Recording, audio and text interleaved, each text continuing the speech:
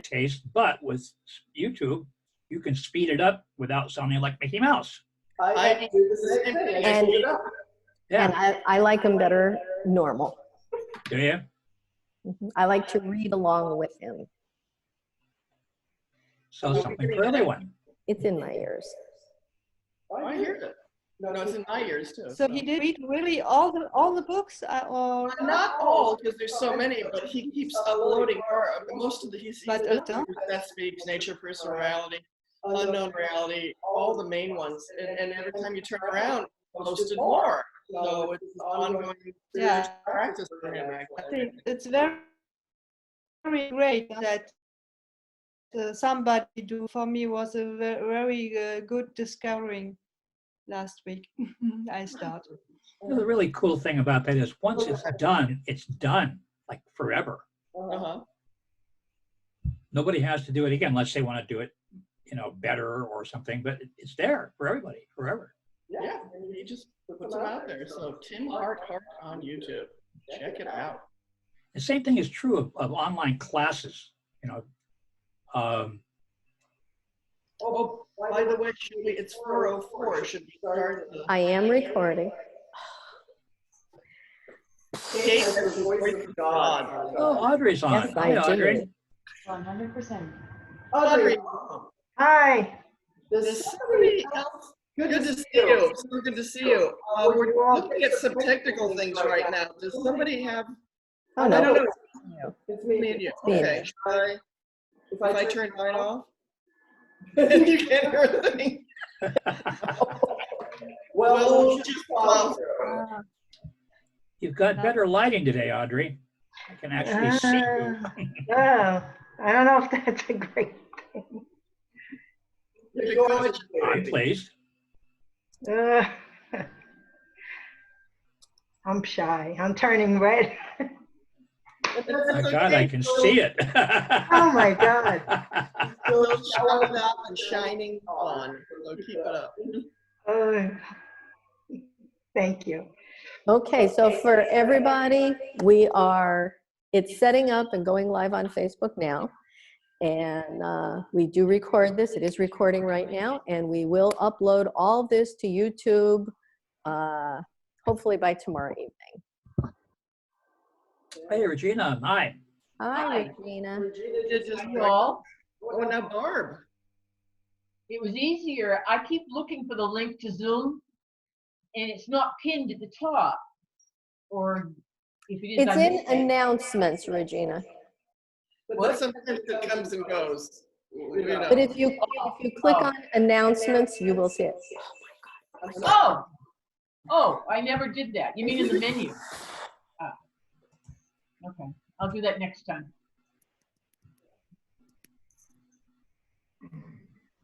So we're working out some technical things with the sound for the two of us. I don't know. Are you guys hearing the echo we're hearing? Yeah. I'll turn mine off. Mine's already turned off. Wait a minute, yours is already turned off? Yeah. Okay. Well, Then how could we hear you if both of you are turned off? Yeah, Well, I have a headset on. Oh. Okay.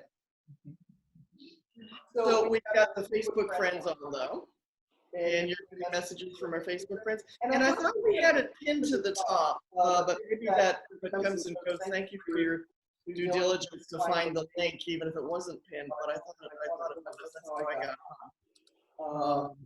But things can go wonky in Facebook land. I know that. So 3, 6, 7 of us, fantastic. Well, we're having a rainy day outside the window here, but it's a nice day. Kate, you were going to say something? Oh, just that we have 2 watching on Facebook. Keep talking. I just muted mine. I do sound like. The voice of God. The God of Kate. Audio version. And if you mute it, I can't hear either. So Okay. me and you are both. Yeah. Well, take off the microphone and just try to do it on this again, or what? Anyway, let's start talking to Seth.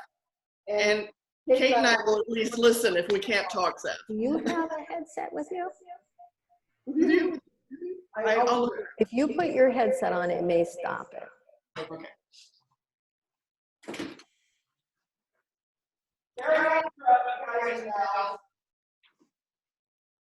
Should I leave this in my office? How often are you at the Seth House? Just Sunday, from 3:30 till about 6 or 7. Not during the week?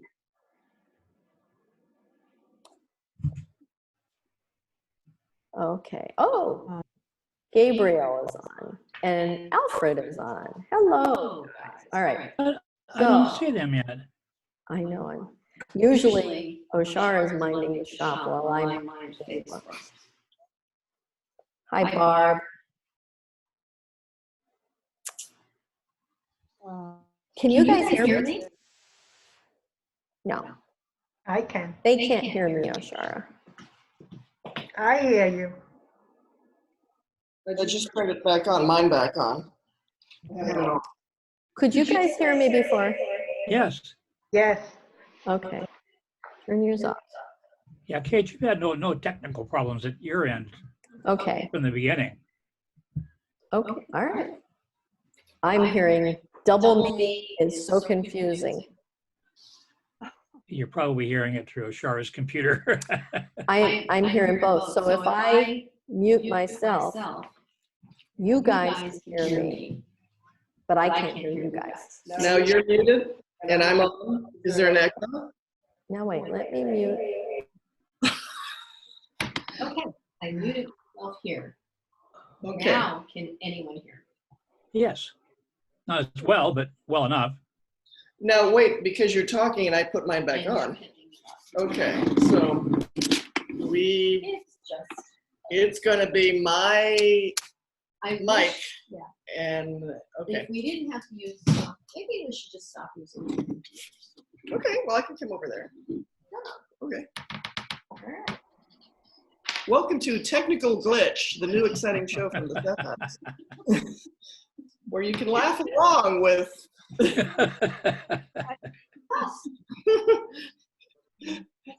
But wait, there's more. So for those of you just joining us on Facebook, stay here. We're worth it. It's worth it. Facebook, we have Gabriel and Alfred is on. Alfred, hey. Gabriel, hey. Are you talking Why about don't Fa- they, you talking why about don't they Facebook come or on Zoom? to the Zoom?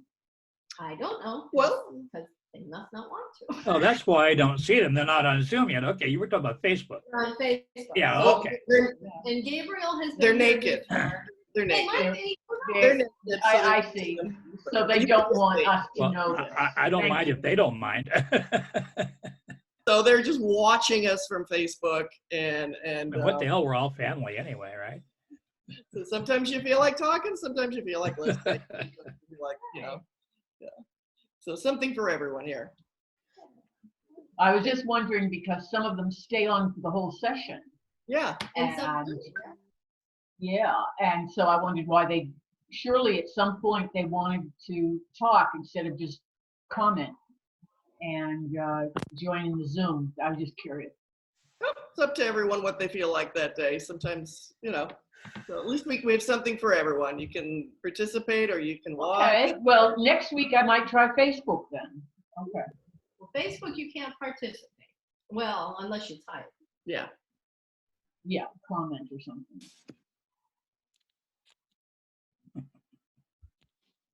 So, well, we are recording. Yeah. Should we just jump on in? I think we got the sound issues done and we know who's where. And then as y'all know, people come and go freely. This isn't a cult. You can leave if you want to.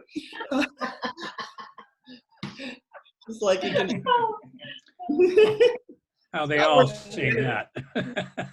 Not worth the energy to chase them down. Just like, all right. You want to do Bashar now? Go do Bashar. Yeah. Bashar, sorry.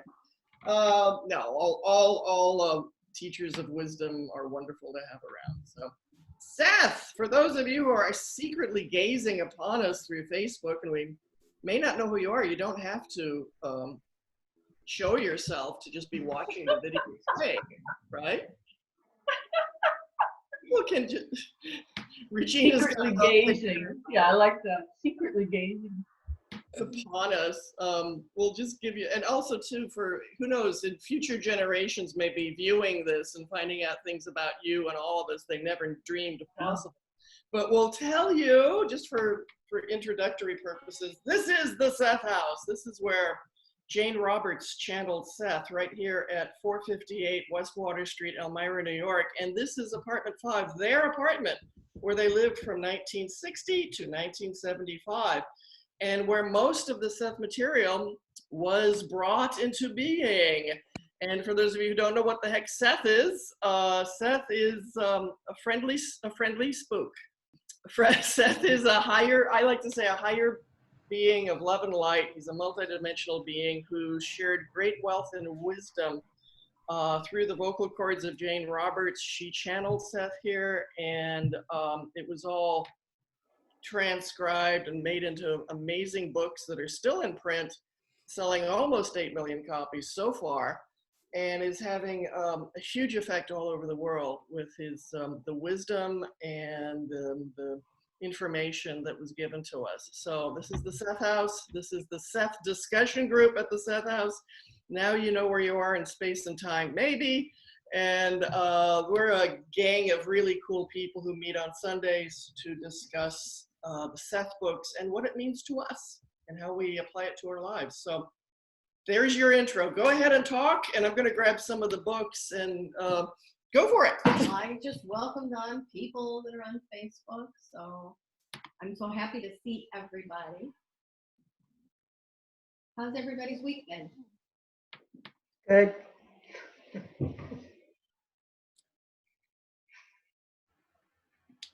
Pretty quiet weekend. It seems like they're all that way in the last, I don't know, 6 or 8 weeks. Yeah, I know what you're talking about. Yeah, feel kind of Something going around, you know. yeah, something like everybody seems to be quiet and homey these days. Yeah. It's a good thing, I think. You know, going to show you a cute. Yeah, Claire. Oh, sorry. No, will you speak? No, I just was curious to know if you still have to stay at home in your place also, or you can go out now. Well, we're in New York State, and that's kind of one of the most controlled during these times, or the most suggestions are given to us about what our conduct should be. So Kate and I have been mostly homeish. We heard that something kind of opened up a little bit, like some businesses are allowed to reopen. And So some business were allowed to reopen on Friday, but they were pick up curbside only. Have to wear face masks still. We're told the 27th, I think, is a week from Friday. More things will be able to open up. So they're doing it in 2-week increments, but right now it's still pretty much locked down. Yeah, we got a partial opening on Friday also. In some parts of the state, where I live in Portland, in Multnomah County, they're not being quite so generous. That's the same way in New York City. So we're in the frontier, and we were, we met all the criteria. We were very low as far as cases go. Our hospitals are well equipped. So we were one of, I think, 4 or 5 areas that they allowed open. In New York State. Yeah, it doesn't include any of the big cities. So not Syracuse, not Rochester, not Albany, not New York. Well, there are counties in Oregon that have 0 cases. Oh, we don't have any of that. But they are like, desolate. We're talking miles and miles of nothing. Little towns that don't have any cases, but not an entire county anywhere. Right. Well, some of these counties have 1 or 2 little towns, and that's it. They're all just, big ranches and deserts and stuff. Right. New York's version is quite tight overall, but Kate just said out of 5 areas, or 5 out of 7, I'm not sure which, were allowed to relax restrictions. And in Chemung County, they had a far better record than they have where I am, which is the Hudson River Valley. We're not allowed to do any changes and very little opening because we haven't met the criteria. I don't remember what the criteria is, but whatever it is, they're holding on to it very tightly. But I know Chemung County is much more flexible now because they met the criteria. Which, Right. given the fact you've got 2 prison systems and But stuff, Sean, I thought was very interesting. they're not opening by county though, they're by region. So Southern Tier region opened. That included Broome County, Steuben County. So Broome and Steuben are on opposite sides of us. Broome is to our east and Steuben is to our west. And they both had many more cases than Chemung, but they're open as well.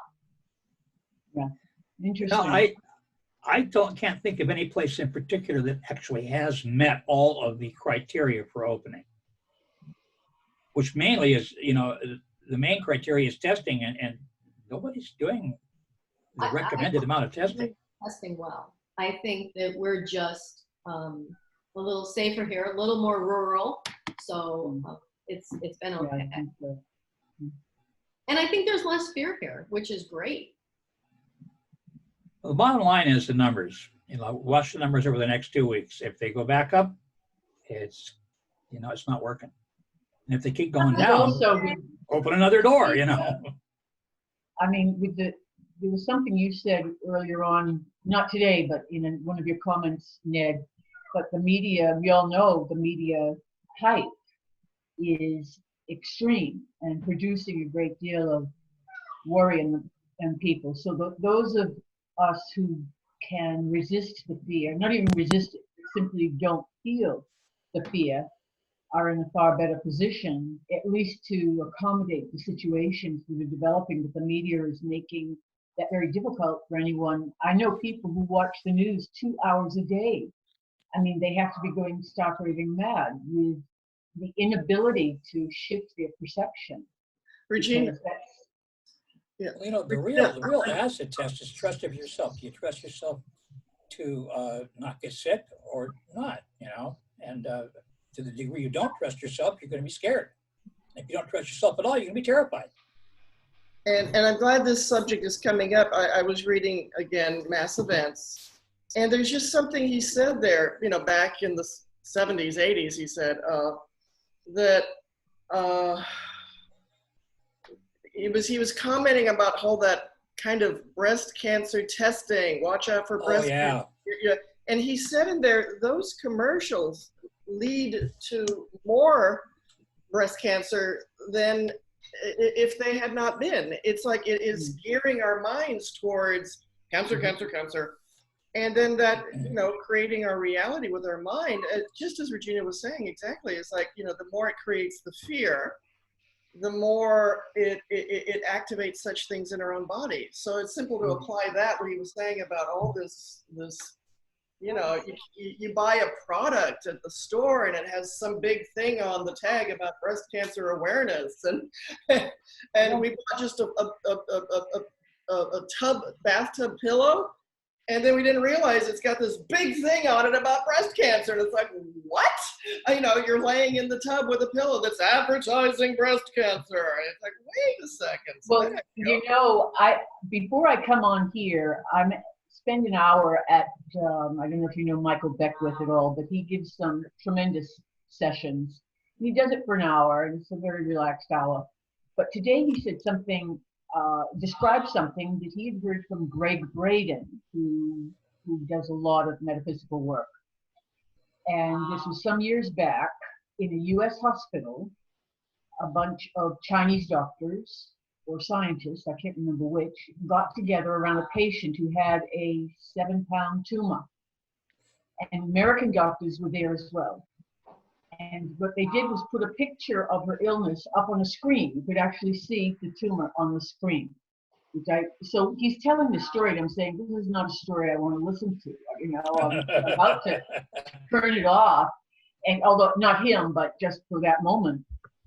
And then he says, as Greg Braden visited his Agape Center, where he speaks from, Greg told his story, because he was there. They showed this on screen, so all the Western doctors could see it.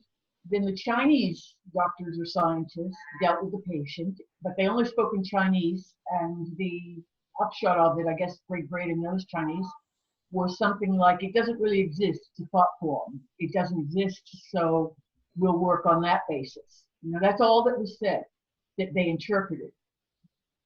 Before the eyes, this is documented, recorded, before the eyes of the Western doctor, after the Chinese doctors had spoken back and forth for a few minutes, before their eyes, the tumor disappeared. They assumed a glitch in the technology. They also assumed when they tested and found nothing that there was something wrong with this picture. They were not willing to say, oh, what's a thought form? Why was it there? How do we take it away? None of that was going on. They witnessed something and even then had trouble believing what they had seen happen. But the premise the Chinese doctors were making was that it never existed. It was a thought form the woman had that created her situation, her physical situation. Well, Seth has said this from forever in so many ways, that we not just we create our own reality, because if we're doing that subconsciously, we're not always aware of what we're creating, but that we create all our illness. And he speaks about that so constantly, but I was fascinated by the fact that, number one, this was witnessed by people and who denied it, at least for a while. Eventually, I guess they had to accept, yes, this happened, but how, who knows how, and it'll never happen again. But they also recognized that, had to recognize that the woman was well again. And so did she. And she couldn't believe that she was well again for a while. She had to readjust her entire being because she had focused so much on this thought form that she couldn't believe that she was well, even when she was well. It's like how insidious the mind form can be when we don't know what's going on with us, within us. And without some, I think of it as training, Seth's training, and other rather remarkable people offer such in-depth training of another sort, or a similar sort. There's no way for someone who doesn't become acquainted with this sort of thing to understand or believe when it happens. And the woman was healed. These were healing scientists or doctors, I can't remember which in the Chinese part, and she still had trouble believing she was well. Now, there's also, just one little aside, another person I listen to a lot is Anita Majani, who had a near-death experience back in 2008.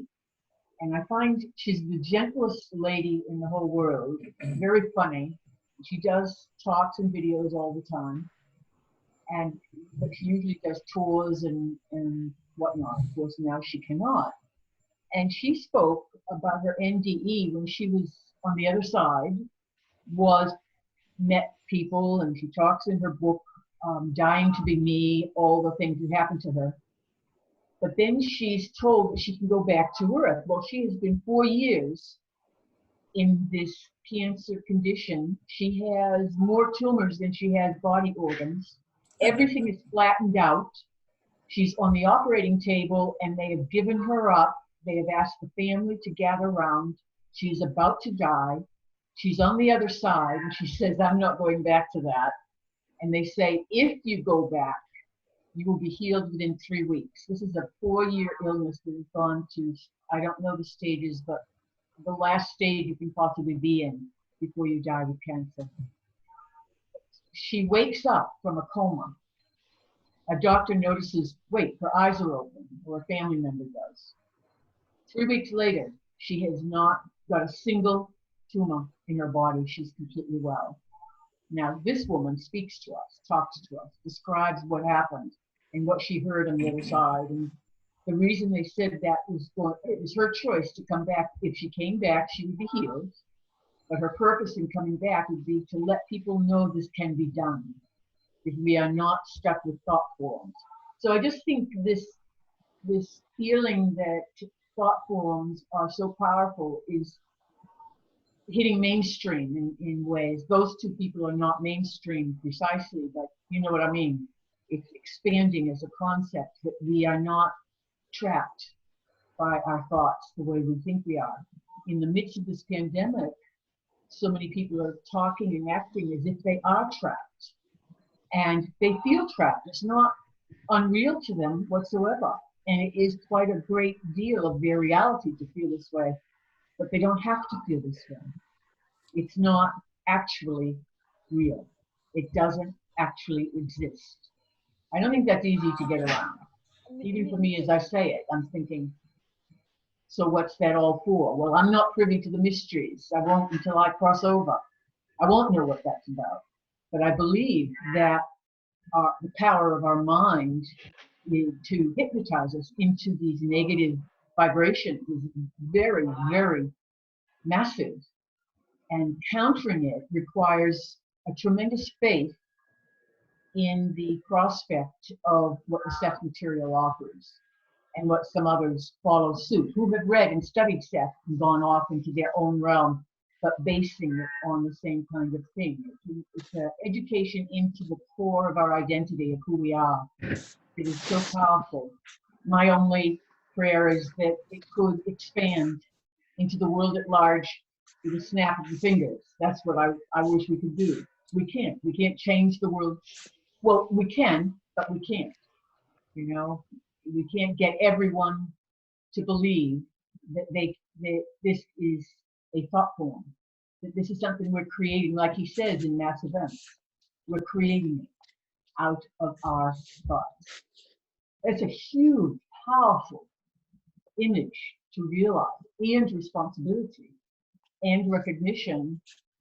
And most people are at different stages of allowing that to be the truth. Sorry, I didn't mean to go on so long. No, I really love what you said. That's how powerful the mind is, that we can change everything, especially our own health and body issues, and also restoring our own health as well so quickly. That's the thing. And Seth keeps saying that, and you know, our human society keeps proving it. And this needs to be more broadcast and common knowledge, and the media needs to act like that too, with a courtesy towards, you know, helping to encourage our health, not some of the things that just seem counterintuitive about promoting health for all of us. So fundamental aspect your story has come to my mind so often. The little one you told us very early on in these sessions, these Sunday sessions, where you were sitting by the window, Kate wasn't there, you didn't feel well, and you went through this kind of mini crisis of, well, do I have this thing? Has it got me? You had symptoms. And you said at the time, it's on record recording somewhere on one of your tapes, early tapes, videos, you said it went away. But your thought process before it went away was, well, okay, this is, I'm paraphrasing obviously, but you were sitting near that window and you said to yourself, okay, this is what's happening. Maybe this is my time. Maybe it's ending here. Maybe I do have this thing. Okay, maybe I do. And you just sort of allowed those words to exist, not as a rule or a definition or an absolute, just, oh, okay, maybe I do. Just this easygoing voice. And then as you're telling the story, and then you say, and then it all went away and I was fine. And that story has come to my mind dozens of times since you told it, because I feel this is how, when we encounter something physically that frightens us, this is the only way we can respond, to just allow it in and very gently, very easily, very matter-of-factly, that's how you told the story, say, okay, this is what's going on, okay. And then maybe it is and maybe it isn't, and then you come out of it. Also, gently, easily, with a recognition that whichever way it went, you were okay with it. Well, I think there's power in that. I think there's, when we do that about anything that troubles us, physically or mentally or psychologically, and we allow it to exist, and then allow it to shape itself in the direction it goes naturally, we discover who we are better, and we often heal ourselves. And I think to add to that, just that Seth says we create a reality with our thoughts and emotions. So if suddenly someone were to flare up and say, "Ah, emotion," That's then right. you can get That's a lost key in the feature. emotional spiral. So the thing is, no emotion, just say, "Oh, what if that is there?" I'd Well, rather that's go. what you did. That's what you did. You made it matter of fact. And the emotion is what brings people into panic and fear. Yeah.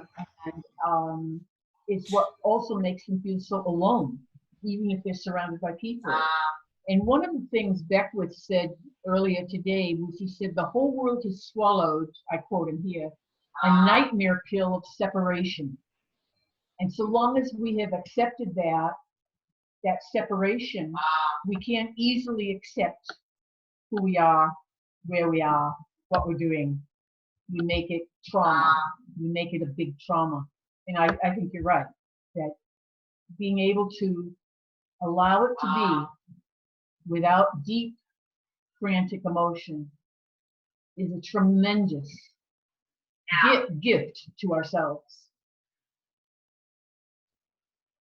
And to be able to control our emotions, control our mind and our lives, and just to kind of, there's like this even keel to be maintained. And that realizing we're at choice with the thoughts and with our reality. And if data comes in, examine all the data that comes in. Yes. I'm still choosing this over here. And not making a big old struggle out of things. But as you said, well, as Seth said too, it's like we can create our health, we can create our ailments, and then we can create health so quickly again. But I'd like to also bring in the idea of our invisible friends, because one of those stories you told, the woman went to the afterlife and was told, we're going to help you get healthy in a few weeks. But there's so many stories of the healing journey. Miriam on Facebook had one to tell. Not a personal one, similar story. Family from India, living here now, had her family around her bed after the doctors totally gave up on her. She had a near-death experience, came back, was completely healed, and she believed that was a cancer. So the stories are out there; they're all over. And Regina, I'm guessing your story. I think I've seen that video. I have that video. It was bladder cancer, and it was a hospital in Beijing. It is a medicine hospital where this took place. And the words that they used, if it's the same video, it might be something different, because this is pretty old, the one that I saw. The doctors actually used the words that said wasa, wasa, and then yet, and that was the healing. And the translation for that was already healed. That was the loose translation. Not that it never existed, but that she got healed. And that's a big difference to me as a healer. And the doctors believed, again, it goes back to what Seth said about beliefs. The doctors believed that this process healed her and could heal anyone. She also believed that. If these people were saying that over somebody that had no belief in this, it would not have worked. But because she had the belief that they had the right words or the right prescription, or this is how the universe works, it worked because it's a belief system. And you've hit on the right thing there, Kate, with the word belief, because you cannot be, convinced of something that you don't believe in. And you cannot, for example, the media, they can say whatever they want, but the only people that hear certain things are the ones who already believe that. And they say, aha, see, I was right. It's true. And what's more, if you don't believe it, you're going to say they're wrong. And so now you have, Fox News and NBC or something, or CNN. You have two different audiences that have two different belief systems, and they both think the other's crazy, and you can't talk them out of it. The other thing is that I want to point out, and particularly in the case that you were just talking about, Regina and Kate, this woman had to, first of all, contract whatever the disease was or the condition. Then she had to die. Then she had to have the near-death experience. They telling her, you don't have to stay. You can go back if you want to. But if you do, you got to teach. And then she had to make that choice. And then she had, so if she hadn't have made all those decisions, if she'd stayed healthy, she would have nothing to tell anybody. And so you have to keep that in mind. In this case, it's fairly obvious, but in many cases, it's not nearly as obvious. And matter of fact, it may not be obvious at all. People create challenges, illnesses, injuries, whatever, in order to have the experiences that they came here to have. In her case, the ultimate experience was teaching. And the illness and everything was a path on the path. She says exactly what you just said in her book, yeah, and in her videos, because she says, she calls her experience of this 4-year, really horrendous, terrifying illness that she went through a gift, because it was something, she said, without it, I'd have lived an ordinary, mundane life and given nothing to anyone. So let me give you the name of all that. It's a wonderful book. Her name is Anita Morjani, and her book is called Dying to Be Me. Dying to Be Me. That's what a wonderful title. I love that. Book. And she worked with Wayne Dyer. I mean, he's the one that well, she wrote, before he passed away, he's responsible for discovering her, because she wrote to a central NDE online place, giving her story, and they just collected the stories. Somebody caught it and sent it to him, but she had not put her name on it, just her first initial A. And he was so astounded by it, he wanted to find her. This was 2008. That would make him crazy. He didn't find her until 2014 when she called in on his radio show. So that's what, a year before he died, a few years before he died, whenever it was. Called in on his radio show to say that because he kept mentioning this NDE story. And she said, I think that's my story. At which point he said to his assistant, stop all calls. Shut everything down except whoever it is just said that. And it was Anita. And that began her entry into the things that she does now to promote all of this thought form material to people, out to people. Now, and I think the idea that we are here to help each other. now, I think we all have missions like this that are not as dramatic, they don't make as good a story, but we're all here for a reason, reasons of our own. And when we look at those reasons, whether they're my life or your life or whoever's life, if they don't make sense to us off the top of the deck, we look at them as tragedies or failures or whatever, never giving any thought to, I wonder why she did that, or I wonder why and that's all I do. I am completely disinterested in the rest of it. I look at, geez, what would you want to do that, And sometimes you find an answer and sometimes you don't, but you always are more open that there is an answer, whether I know what it is or not. Now you can see their story. I think the last year of his life, he did the PBS broadcast, and he had her on and she spoke. Yeah. You could probably Google their two names in PBS and you can hear that. And I watched it and I didn't know who she was. It was wonderful. Now I want to read something from Facebook too. Miriam said, when I had a PE and later a heart attack, I was ready to die. But my last thoughts before passing out in the ER was that I was ready to die, but would have liked to have lived longer because the last 18 years I devoted my life to taking care of my father, who ironically was in hospice at the time and dying, just to have some time to live my own life. I guess I was heard and I came back. Now, that's beautiful. And that was a last thought, that I'd like to live my own life. and how many of us have taken care of parents. It's beautiful. And Thank what you, does it take? Miriam, for sharing that. And look at how much it takes to get to that point where you have that recognition. And that's why we create some of the most dramatic and poignant things that we do, is to bring ourselves to the point where we see what is really important to us. When we wake up. Yeah. I wrote a short story about a woman I met very briefly one day, and I'll try to cut it short. Her son had leukemia, and she didn't handle it very well. She wound up drinking and doing pills and stuff, and her husband threw her out, and she's living by herself and getting drunk. And one night, in the middle of the night, there was a knock on her door, and it was her sister-in-law saying that if she ever wanted to see her son alive again, she better come to the hospital right now. And the sister-in-law didn't expect her to do anything. She thought she'd be so stoned she wouldn't do it, but she just jumped right in her clothes and came with her. And she opened the door to his room, and there he was in bed with tubes running out of in every orifice in his body. And the reality of it struck her like a lightning bolt, and she literally jumped back out of the room and plastered herself against the wall and realized, if there's ever going to be a word of truth spoken between me and my dying son, it's now or never.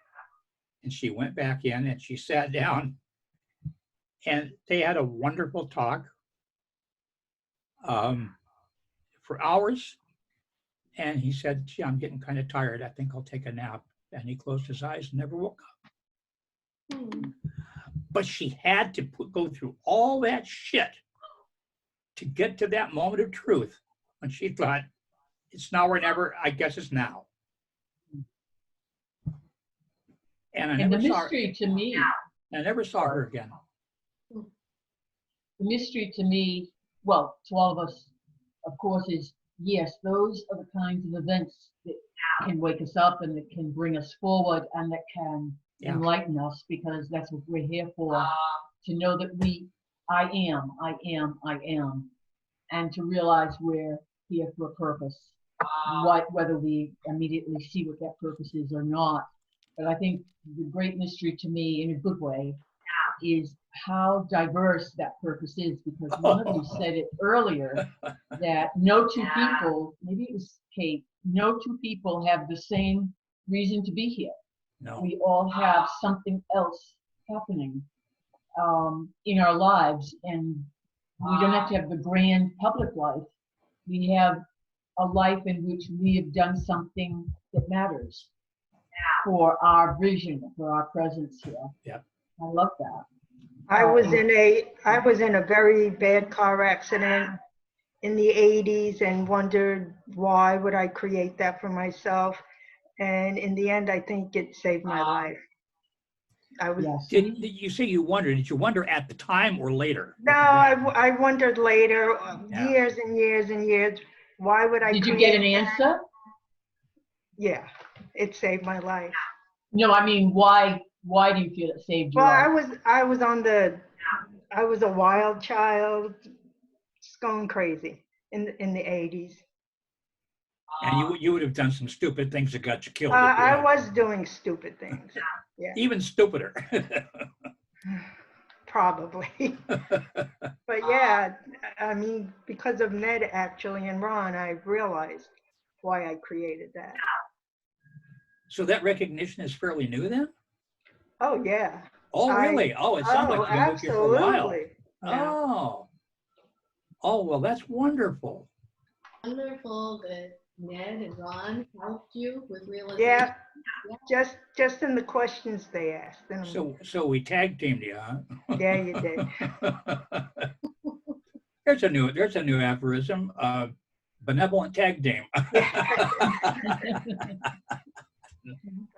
Yeah, it absolutely saved my life. I'm broken up, broken bones, but I'm alive. Well, that just shows how much you wanted to stay alive. You were willing to go through all that. Well, Ron said I probably died, an alternate me died, and a new me came in, probably is here, and that could be, because I am a totally different person. I wasn't quite that desperate when I found Seth, but psychologically, I think I was. politically, I sure was, because that was toward the end of Watergate, and I was ready for the revolution to start. I was going to leave. I didn't want to be part of it, but I knew it was coming. And then when Nixon resigned, there wasn't going to be revolution, and there I sat, you know. And that's when Seth came along. Me, it was religion that I think drew me to Seth. Questioning, you know, at a young age. I would have a question I've always wondered. Well, yeah, I can give a pat answer that it was just the right time. Things had to happen that way. But seriously, I wonder why the Seth books occurred when they did. So I went to findingseth.com, but again, it's hard to word a question. I wondered if Seth ever mentioned why it started then.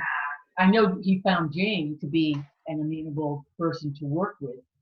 But I mean, why did all that extraordinary information begin in 1963 and not in 1980 with someone else? You know, I think you part know of, what I'm saying? I think part of it was that he was waiting for her to reach the Well, right I'm thinking point. about the world. I don't mean about them.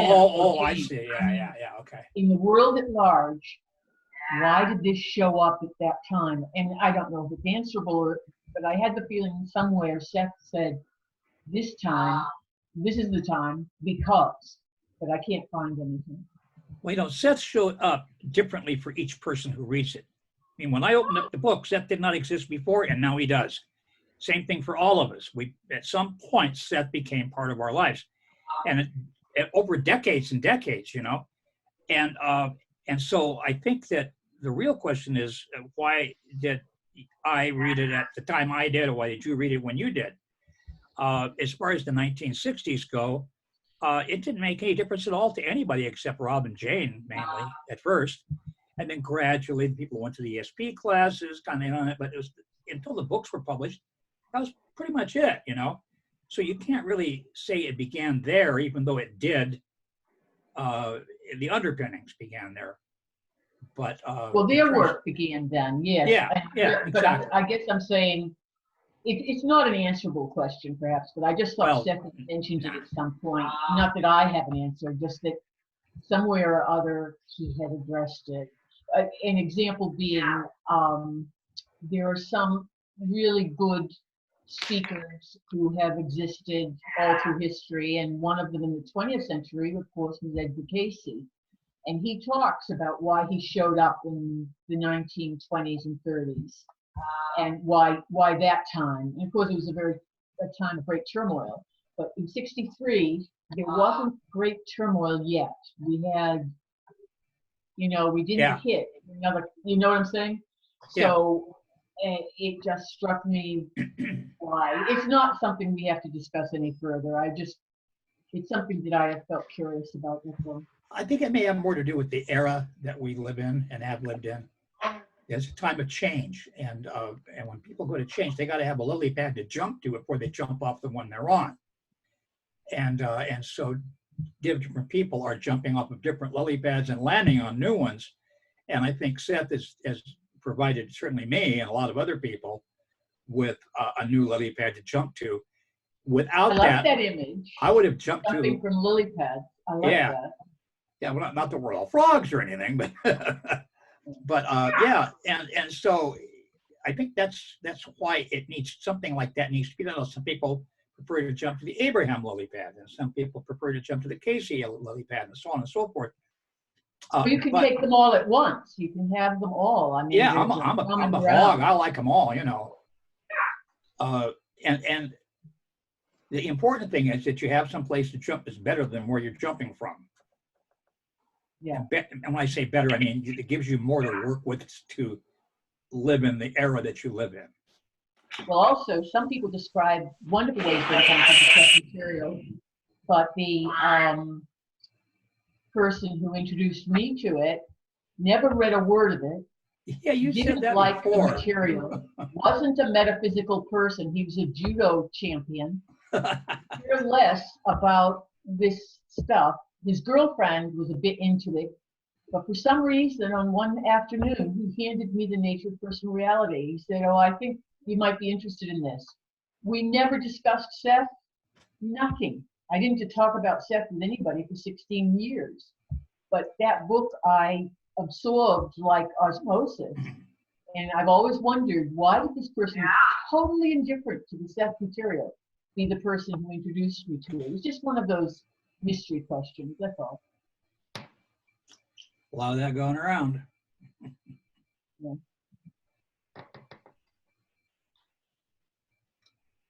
We are so fortunate to have so many options. Yeah. And the people to share them with, and the means by which to share. And the media helps. And you know what's really neat is they invented the printing press a while back, and we really utilized that pretty well, the printing press. And now these newfangled electronic things where we can communicate good ideas so quickly to just about everyone, my goodness.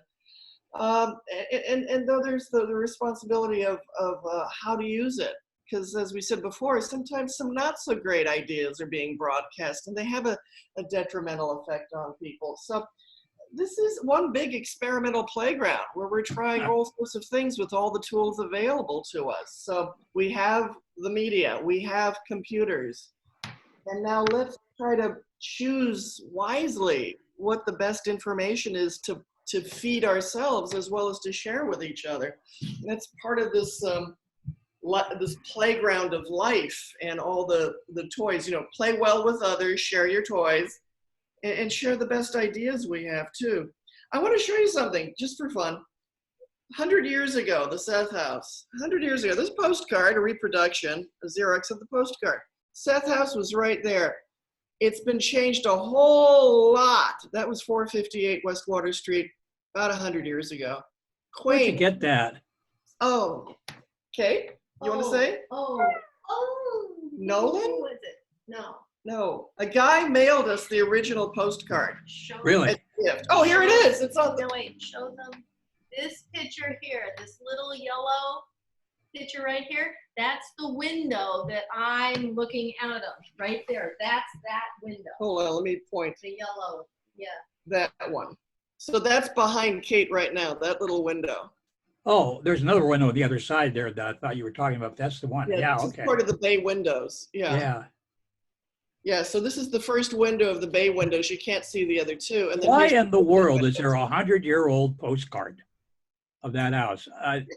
This was you see, it's a very prominent corner. It was, the carriage makers were the people, it was like the Fords, right? Yeah. The carriage makers are what got people from place to place. And that's what this whole corner was about.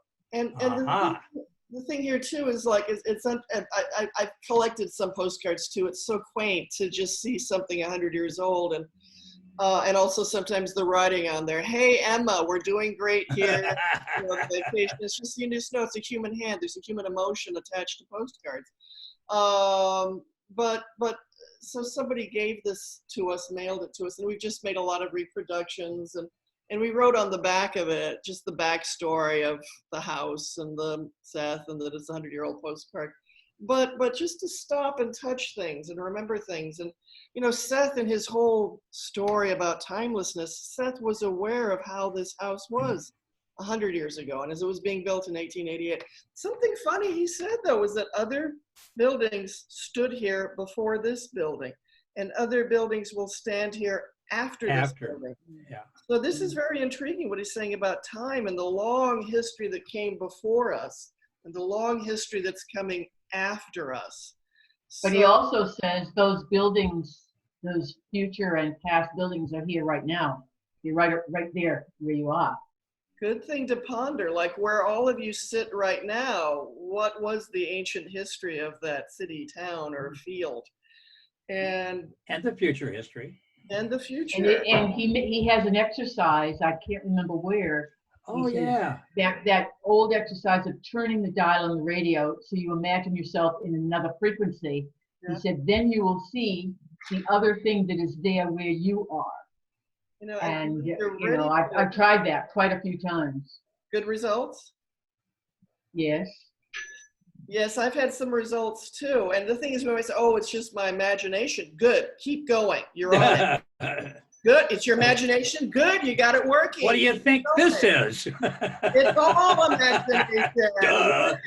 Baby, get good at it. But in the early chapters of Unknown Reality, he said, bring out the photographs, sit them down. We're gonna talk. That's it. Yeah. So there were old childhood pictures of themselves. And Seth is saying there was a probable time where you died as a child. There was a probable time where you died in the war. And your parents, here's who your parents are in probable reality. So the imagination, or should we say your awareness of reality, can start following all different kinds of tracks and trails just with your questions. Do this. It can lead you to so many. Kate's laughing. What you got, girl? Delise. She's so cute. Delise Cook. She says, he knew you would be sitting right there now. I bet. Or over there, actually, yeah. And I thought of Seth as a voyeur. Yeah. And it's just giving your time and space to just ask and allow answers to come and allow, listen, we all have friends in high places or just friends that are invisible and right beside us always. And just start trying to open up to them immediately first too for some of your answers. And you know, Jane was able to start talking to her invisible friends, and there were quite a few actually. So that's one of the suggestions for us. And Seth even said repeatedly in these books, reach out to me. Come see me. While you were talking, sorry, I just want to say, while you were talking, I looked at the time and it was 4:58. It still is on the computer. Sorry, excuse me. 4:58 too. Oh, yeah. Very cool. 458 West Water Street. I get it. Yeah. Oh, took me a minute. Sorry about I that. almost lost that there. I thought it was 4:58 20 minutes ago, and it's still 4:58. You have mastered time, Regina. But yeah, the time is the address, and it is all timeless. So Anybody yeah. ever a story I posted a few weeks ago called "Killing Time"? I didn't see that. I'm sorry. No. What should we know about that? That's kind of what it's about. Is this woman starts using lucid dreaming to manipulate time. Her thesis was that if I can use, and she'd been practicing lucid dreaming for a while and was giving suggestions to her dreaming self to experience certain things, and it was working great. And then one day she realized, if I can give my sleeping self, my dreaming self suggestions, why can't my dreaming self give my waking self suggestions? And so she started programming herself to tell her dreaming self to tell her waking self to manipulate time. Mm-hmm. And it worked. You know, it's funny. Yeah, there's no limit to our consciousness, but it's nice to have a mentor to talk with or to imagine we're listening to. And again, imagine, okay, what if I'm talking to a teacher and I can just ask, what do I do? And then answers come. Imagination, or do you have these invisible friends? I think we have these invisible friends. I've been doing that since the 70s with in a journal kind of format, dialogue format. Yeah. Where I put myself, self in lowercase is me, and self in uppercase is him. And Great. so I'll bitch about things I don't like, and he'll say, "Well, have you considered this?" And at first I just did it, for see what happened. But after a while, he started saying some pretty smart things I didn't know. It's like, well, damn, I got to try that. Yeah, good advice. Hey. I haven't done it for a long time, but I did it quite a bit about 20 years ago for a while too, because I was going through a rough patch, and I got some useful input.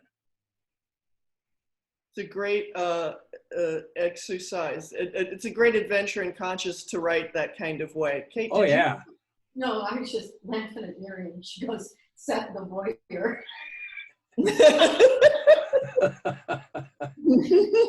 Well, I never saw him that way before, but it was when Shara looked up. I think all of our invisible friends are happy to look. They have different priorities, I think, than those. They check in on us out of love, not Well, even if they are voyeuring, it is not the same thing. No prurient interests. Can I say something? Yes, Charlie. Hi, Charlie. Hi. Good. Hi, Ned. Hi, Oshara. Hi, Kate. Hi, everybody.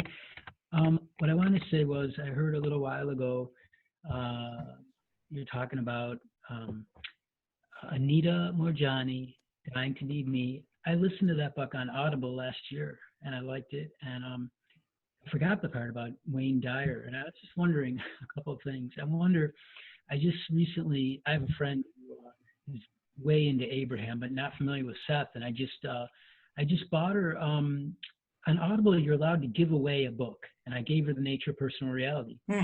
And I'm not real familiar with Abraham, but I've heard Abraham talked about and Esther Hicks and whatever. And I just watched a little bit of a video on YouTube or wherever I watched it of Wayne Dyer talking to Abraham.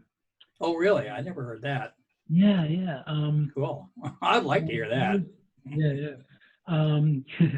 And I wonder if what Wayne Dyer, he loves Abraham. He's been talking, they'd say he's been talking to him for years. Anyways, I wonder what he thought of Seth. And I want to say something that I thought of it. Maybe, I hope you think it's clever. What if Wayne Dyer had a near-death experience, and when he came back, he wrote a book called Dyer to Be Me. Instead of dying to be me, like Dyer to be me. He's Wayne Dyer. And the other thing I was wondering about, now that I'm on a roll here, is I wonder, okay, I tweeted the Pope, I told you, and I was thinking about that, and I was like, okay, let's see. A long time ago, Seth was a Pope. You probably know that. Seth was a Pope in like the 4th century or whenever it was. And I was like, okay, let's see. And all time is simultaneous.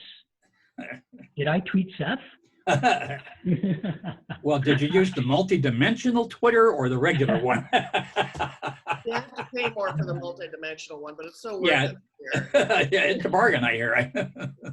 First man to tweet Seth. Now, Okay. Charlotte, I don't know if Wayne Dyer ever talked about Seth, but I do know that if you Google on YouTube Abraham and Seth, Esther Hicks channels information, and at the very end it says, and that was Seth that was speaking.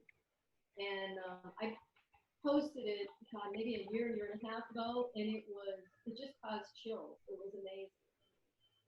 And Seth really does want to chat with everybody. He's a teacher, a healer, a helper. So he never, just because Jane left this reality doesn't mean he did.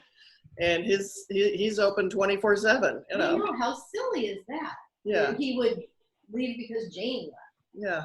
And Seth is still speaking.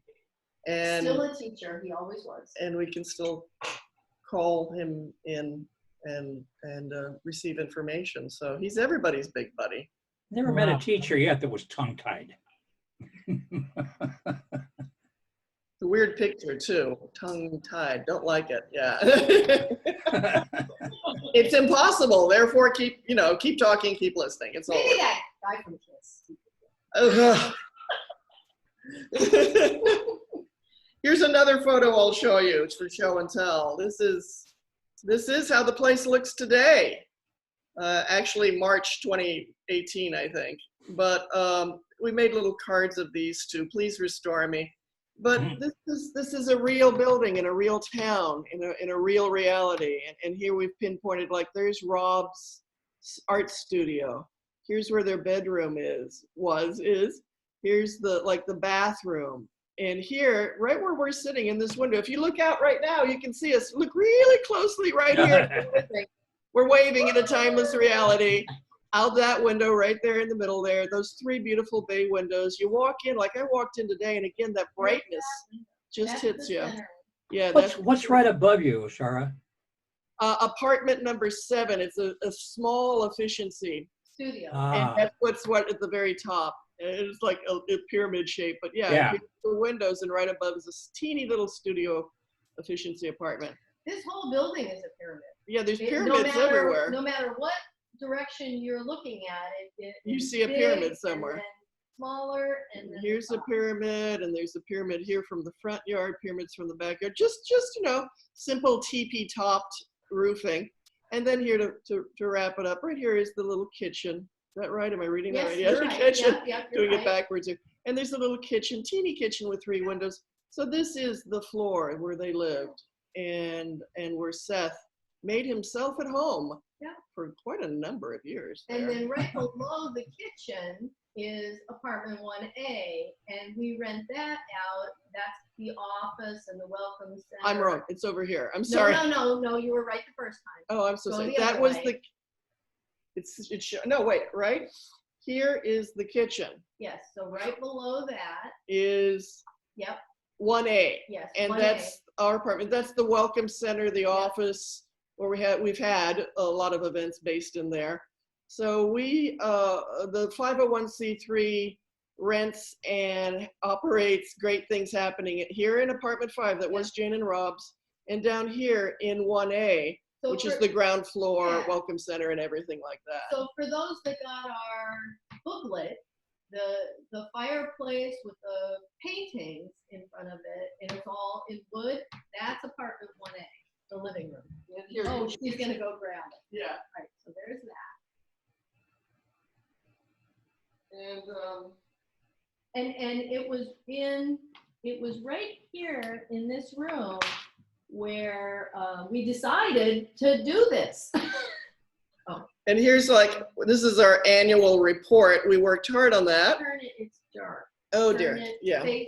yeah, a little bit. There you Yeah, how go. about we trade? You can show it better, I think, because you get more sun on your side. I do. All right. So we made that Okay. multi-page booklet as the success report, progress report. So, and this, well, where am I? That This- photo- This painting here was a Rob painting. It was given to the 501c3 by John Spaziani. He was 10 years old when Rob and Jane lived there. And he loved Jane. And then that painting is a Jane original that Oshar and I own that. We purchased that from Laurel. And that's a fake fireplace, but Yeah. that's the cover of our Yeah. progress report, and that was made with love and gratitude for all the people who've supported this and just reflecting. There's Oshar. Oh, she looks crazy. Oh, and I love that picture. That's Jane and Rob's. Rob on their honeymoon, maybe? Yeah, right after their wedding day. Yeah, Wedding day, yeah. they were in a car. You know, I can't help thinking about the day that Jane died. Seth, that Rob not only lost his wife, he lost Seth. He would never hear Seth again. I just can't imagine what a blow that must have been.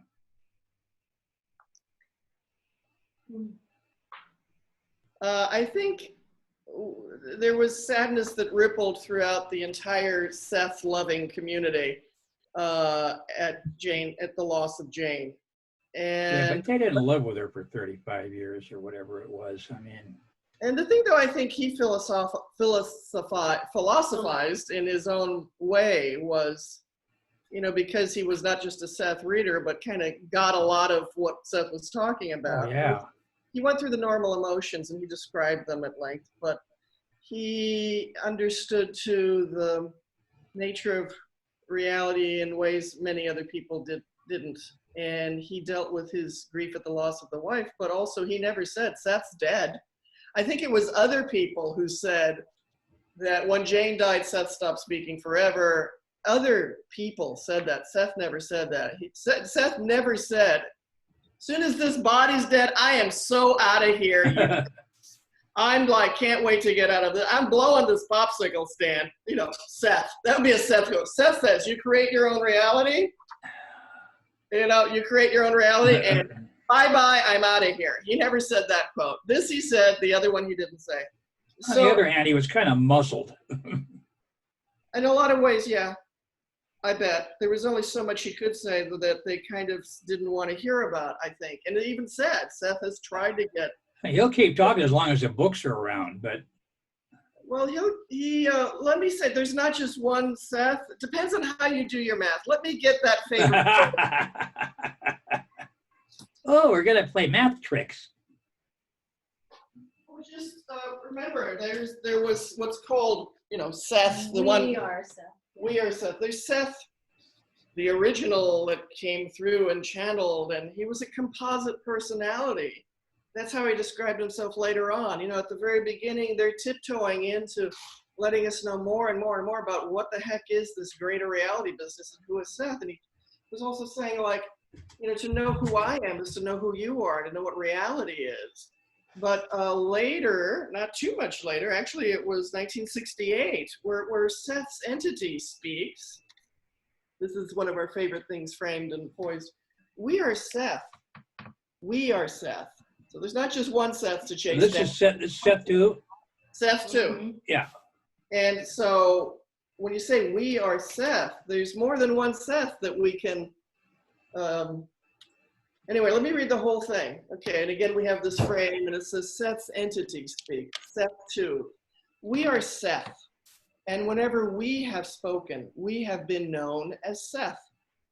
The entity had its beginning before the emergence of your time. It was instrumental with many other entities in the early formation of energy into physical form. We are not alone in this endeavor, for through your centuries, other entities like us have also appeared and spoken. Our entity is composed of multitudinous selves with their own identities, many of whom have worked in this behalf. Their material and messages will always be basically the same, though the circumstances and the times and places of their communications may be colored accordingly. Help is on the way, help never left, help is all around us, multitudinous individuals and entities and selves. So there's no end of the conversation and the receiving. Always, you know, physical life comes and goes, but these many other entities. You know, that answers a bit the question I had before about why did Steph come to Jane and Rob when that happened? Why that era, that particular time, with all the Stephs that had gone before and would go again, or that was here simultaneously? That really answers it. So you could call it a conversation that never ends. And it started long before Jane and Rob moved into this apartment, and in other bodies and other cultures and other times and other histories. As far back as you can go and as far forward as you can go, this conversation had no beginning, had no end. Jump on in. And now you can use Zoom to join the conversation. But the thing is that there are these big beings that we can reach out to. And that is what Seth said. Here we are. You know, I am speaking through the auspices of this woman of whom I have grown quite fond. But also when you read the book, he's saying, you can do this too. You can do this too. Get in touch with your higher self. Open your imagination and your mind to other realities. He never says no to anything that's possible. I mean, we can channel, but let's call it other things too. We can heal ourselves and each other. Again, limitless, limitless. He keeps trying to remind us we're limitless. And I like messages like that. Isn't it amazing how hard we resist that? I am not, and you can't make me. A lot of people do seem to be pushing like, I cannot, you cannot. But Seth stays really true to, oh, yes, you can. And he'll keep on reminding us. And over and over and over again. But he goes into it in more precision toward the end of Massive Events when he talks about why that happens. Is that people who are afraid of their private self do not want power because they're so convinced they're going to misuse it. And some people in their fear don't want other people to be in touch with their power. So yeah, if I can't have it, neither can you. Yeah, very frightening. And so we have to not listen to the voices that would squash us or limit us. We have to listen to the voices that empower us and guide us into the right uses of, there was the use of magical powers. That was the title of. Emir's, what was it? Emir's education and education. Emir's education, the proper use of magical powers. Yeah. But just asking, you know. By the way, I gave that to a friend of mine's granddaughter for her birthday. And Seth also in Unknown, I'm going to relate two things here. In Jane's novel trilogy, Seth, Oversoul 7, there's a beautiful thing about enchantment, living an enchanted life. And then there's, again, like this is the subtitle of that one book, the use of magical powers and an enchanted life. Gosh, this sounds so not reasonable and not mature and not grown up, where you have, you know, skepticism and doubt. No, they used those words freely, openly, and invited us, come into a life of enchantment, learn to use your magical powers. And it's not a fairy tale or not just for children. It is, he's talking to people and saying, take back your powers and your enchantment and your magic and live and have fun. And that's such a huge part of their message too. And they get into the nuts and bolts of changing our thoughts and opening our minds and our spirits. And he says, what awaits us is so worth it. Yeah, I should have a gift for understatement. I'm really into the early sessions, volume 8 and 9. It was before he started Seth Speaks, and it's like he was like full form in so many ways in what he was saying here. And then came Seth Speaks, and again, there's so much in here that just opens us up to the greater reality. He gave us roadmaps to use when we're ready, and basic roadmaps to just getting back to some sense of self-esteem, and basic roadmaps to taking a whole and complete happy spirit into dimensions beyond and beyond and beyond. And let's invite other people to join us. So these books are written by beings who've been there, been here, and know the way. And that's the thing. It's not just about reading the book. It's that we have a life where we can experience all of this, and we can go for it. And we have friends who really are serving us as tutors and helpers and guides, and they want to be that to us. So heed the call, listen to it, say, yes, I want to learn more. I want to take some private time to go within, to call out to your special friends who are there to help, and take this amazing journey of consciousness. And I think that is what is ahead of us collectively, that the vast majority of people will be talking this way, living this way, encouraging each other this way. And that is the breakthrough in our collective reality that we're looking forward to, that we simply live spiritually and truth and reality. That is all this magical stuff. And we can bring it back, make the earth experience enchanted again and magical again, and look out for all these miracles again. So we can do that collectively.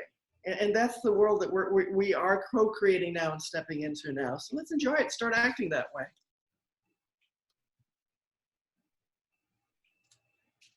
I think when you say that last sentence, it's the key that Seth always promotes, that whatever the ideas are that he presents, start acting on them, because otherwise nothing happens, nothing changes, nothing expands. It's not some distant thing out there or a theory. It's right here. I'm practicing this. I'm living this. I'm feeling this. I'm welcoming this now, here and now, here and now, here and now. Acting that way, being that way. Yeah. And the mind is a magnet. And On those, the heart sorry. brings life to everything too. Yeah. I was just thinking when you were holding up that other thing, when you sent these out, I now have 2 of each. And this is backwards, isn't it? Yeah. No, but we see it forwards. We see it forwards. Oh, you do? Yeah. Okay. The point of power is now.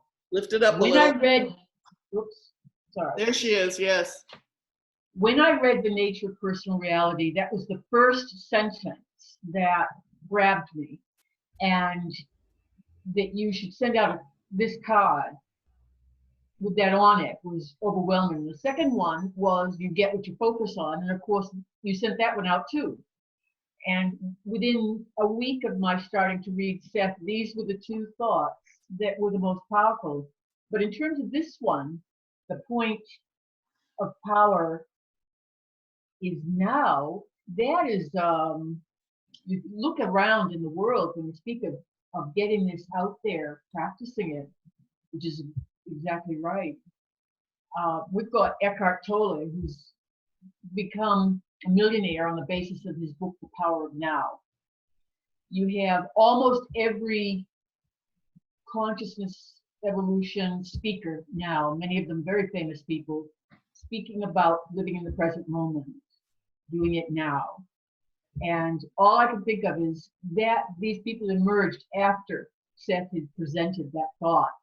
And of course, not all of them read Seth, but my feeling is that those words, once they were spoken, written in Rob's handwriting from Jane, then it entered the world. And then things began to change at the most subtle level, which of course continues to expand. But it was the spoken word heard by someone else. In this case, Jane spoke it via Seth, via Jane. Rob heard it. Rob wrote it down, gave it to us. And that is the practice that began this thought. So even people writing about the power of now in this moment or in these last years, I feel received the vibration of those words when they were spoken. They just expanded out into the world. It doesn't matter if that people agree with me about that, because of course I could say that to a lot of people who follow a lot of other people, and they say, well, you're just, not so, not true. It doesn't, that's not what I'm emphasizing. Just that I believe when a word is spoken, a powerful word, its effect is huge, far greater than we ever realize. And that word, the point of power is now. When Seth said those words, the world changed. It didn't start to change, it changed, and we're just catching up. That's how I feel about that. Oh, I love how you're giving us that. And yeah, the moment of power is now, or however he phrased it in different ways in different books, but it's about now. And we have to take sentences like that jump out at us, like what you're saying, and how we feel it too in the Seth books. What jumps out at us, keep it close to our hearts, keep repeating them. Because so many times, just that one, the moment of power is now. And that brings me back to the center of myself and where I can do something, as opposed to, and I remember when I was first reading this stuff, my mind was just everywhere at once. And sometimes I guess that's nice in the oneness of the universe, but when you're like 21 years old and going nuts because you still have like a mind that's like, help me fix this mind. Reading that over and over, now, I know the effect that had on me. Wait a minute, now is the only moment really I have any power to do anything. So one of the loops of my brain was, and sometimes still is, anyway, let's just stop with that. Right now is the moment that I'm empowered and I can do anything. So we can make up stories that, no, I just feel like keep coming back. Now is the moment where we have infinite power in the room you're sitting in, on the chair you're sitting in this body, in this tick, now 5:26 p.m., whatever. I am all powerful only now. Oh, wow. And then it returns you to, you are free to choose, you are free to create, you are infinitely powerful here and now. And only here and now. So you better stay right here because this is where the action is. And do your best. As if you had a choice. You only can do your best. And that's, well, and other thoughts about that one, because that really is a discussion point that is earth-shaking and has affected, yes, the whole world. And I always thought Eckhart Tolle may have borrowed a little bit of that quote from Seth. I feel like Eckhart Tolle read Seth and he pulled out some goodies and titled most of his books by what Seth said. But There's another way to look at that, because his description of how he had his internal shift is a powerful description. When he was 29, he was going to take his own life. This thing happened. He woke up the next morning, felt the power of now, what eventually evolved into the book. Spent the next 2 or 3 years rambling around England, doing nothing, sitting on benches, looking at nature. His family thought he was nuts. He'd stay occasionally with friends, but for 2 or 3 years, he did nothing at all, and he was in his 40s. And they'd given up on him. But he said that was his, like a monk would have a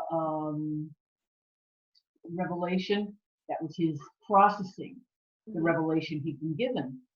So according to him, he never read Seth. And he doesn't know anything about NDEs or anything like that. But that goes back to my point.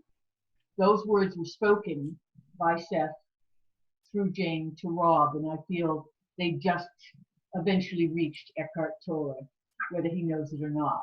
Yeah, and I think everyone is plugged into the same info powerhouse.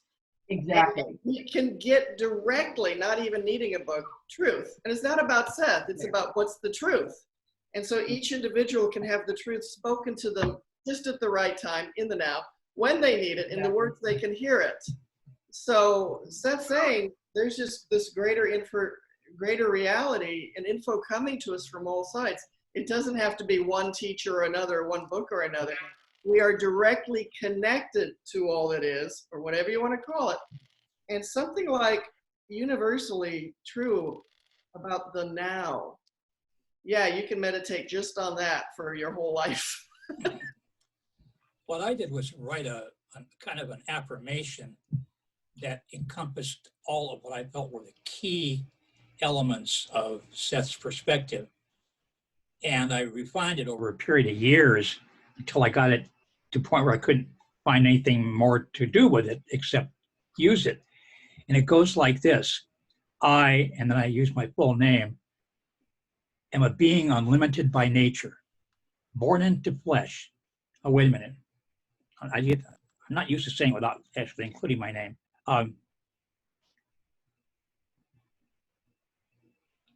Jiminy Christmas. I said this 10,000 times.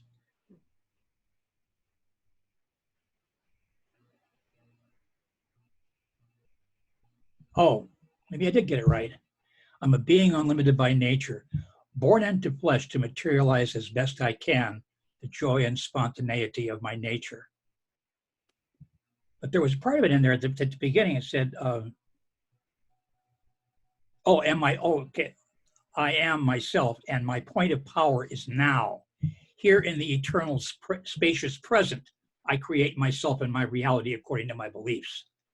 I believe then that I'm a being unlimited by nature, born into flesh to materialize as best I can the great joy and spontaneity of my nature. And I have used that in times of great stress, many times. And sometimes it has been pretty much all that held me together, because I could not disbelieve a single syllable of it. I accepted it wholesale. And it's incompatible with fear. Oh, yeah. And since I couldn't disbelieve that, I had to disbelieve the fear, or the threat the fear was based on. And so many of those words you used were straight out of Seth's vocabulary. Oh, yeah. Almost all of it. Present. Yeah, spacious present. But I did all that copying and pasting, and I also glued it together with the eternal spacious present. Well, I don't remember Seth ever calling it eternal, but it is. The spacious present, yeah. Spacious present, yes. It's a bit like it's like a mantra, and not rigid, but a mantra of perception. Now that's to me, it was a statement of reality. Yeah, and it's jam-packed with a lot of all the. Yeah, very, very rich, in the same way that cheesecake is rich. So we need to have things like that close at hand, our declarations, our affirmations, our mantras, our beliefs that are just that stunning and remind us as we go through the course of our external focus days to come back to the internal and eternal truth. Yeah. These things, yes. One of the founders of the rebirthing movement had a habit of, he'd meet somebody and like a book signing or something, and he'd say, first thing question he'd ask him is, what is your affirmation for today? And if they stuttered, he'd say, keep working at it. If they spit it right out without a hesitation, he said, you got that one, move on to another one. And people on Facebook would like you to post that thought. Oh, if I do it here, will it show up on Facebook, or do I have to do it in Facebook? You can do it here and I'll copy it for you. Or do Oh, it in okay. both places. Make that, go ahead and cut and paste that one onto the Facebook page so that there can be a discussion. Yeah, I think I should do it on Facebook. Yeah, put it on Facebook so there can be a Make- discussion make- about it. Yeah, Make it a separate post so that it can become a discussion. yeah. Yeah, because that one's jam-packed. And the idea for all of us, you know, what are the ideas we choose to have echo in our consciousness? Choose wisely, but make a collection of what are your favorite, you know, we get to have fun with our favorite Seth quotes and stuff, but you know, you live in the inner narrative of your being, so keep it nice inside. There's come some other things from Facebook. To any shout outs we should repeat? Oh my God, there's so many people. There really are? Sunny is on, Treese is on. Carol Coffer, she's the one that asked Ned to post that thought. Okay, I am posting it as we speak. Okay, Awesome. great. And I let the people know there to look for it. Who else is with us on Facebook? This is so much fun. It's like, hi friends on Facebook. Miriam, Delicia is still on. And Sunny visited us last week. She is living in Toronto, Canada, but her genetics are from, was it China or Taiwan? Oops. Taiwan, I think so too, yeah. all right, Larry Rush is on. Mo Chen, Joy Patrick,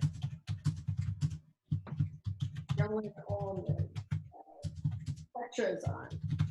We haven't seen her in a couple of weeks. I can hear Ned typing. No, that's his brain. That's his brain. Oh, like you can really tell the difference. Higher Vibration California is now reading Seth Speaks. And Cool.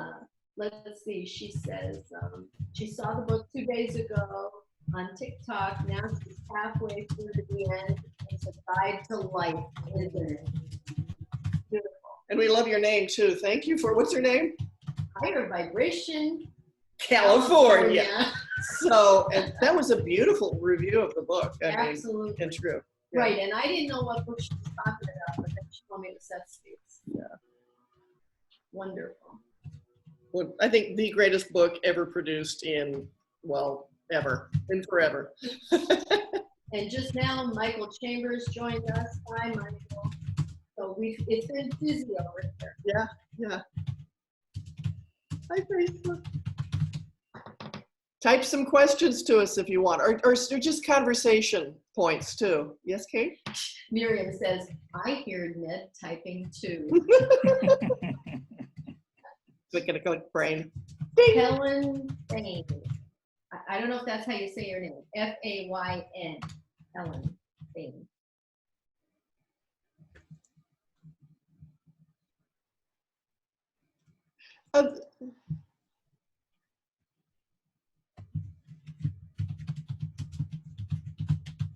Miriam says, hi, Oshara.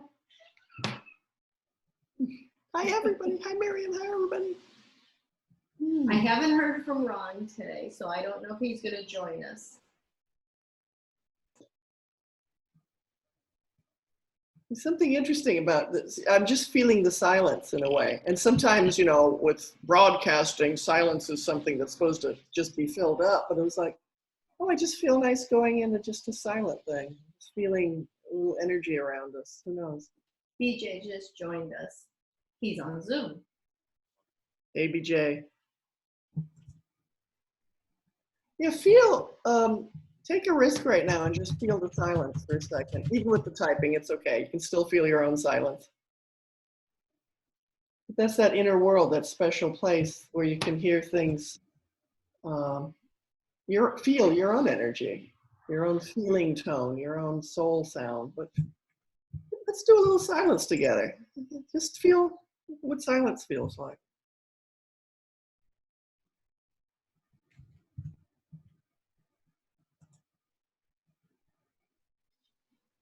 It's the energy of just being with yourself and all of you.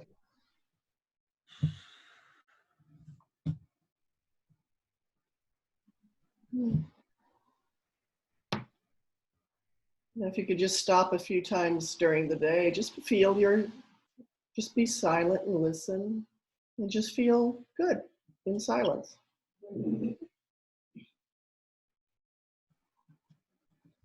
Because just about everything is there in your silent moments with yourself.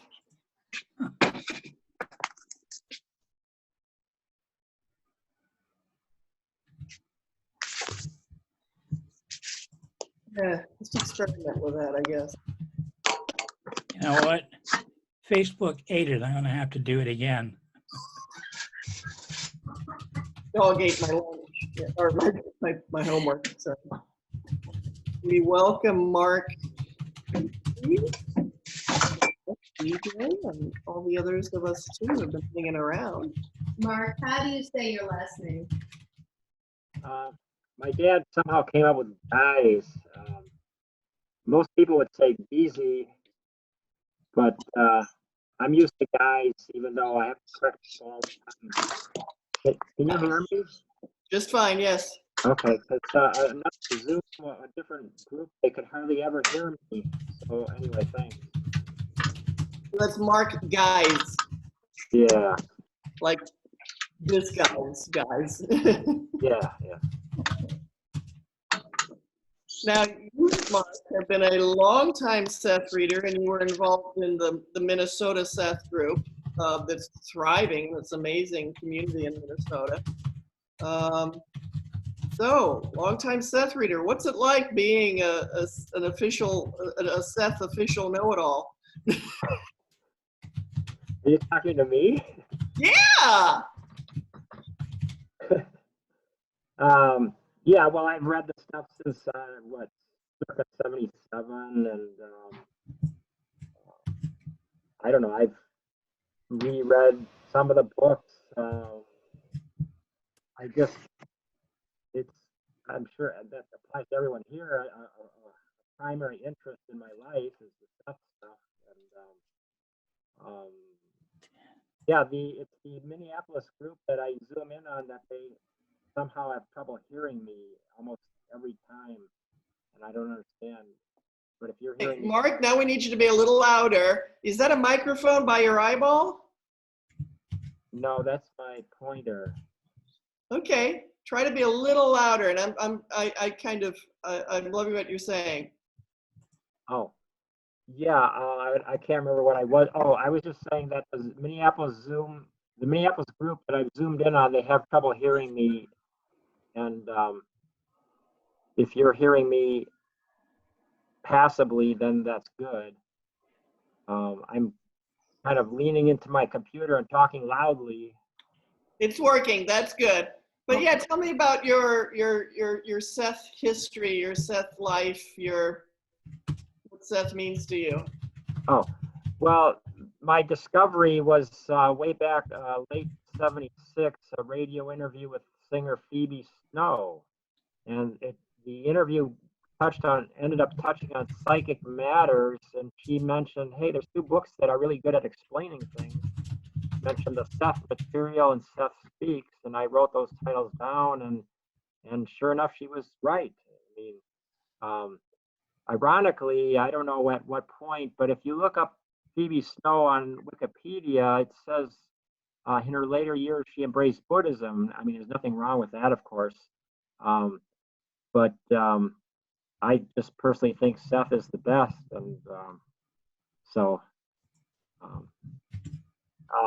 there was a group, Maud Cardwell out of Austin, Texas. Yes, Maud. Yeah, yes. and she put out a periodical, Reality Change. Yes.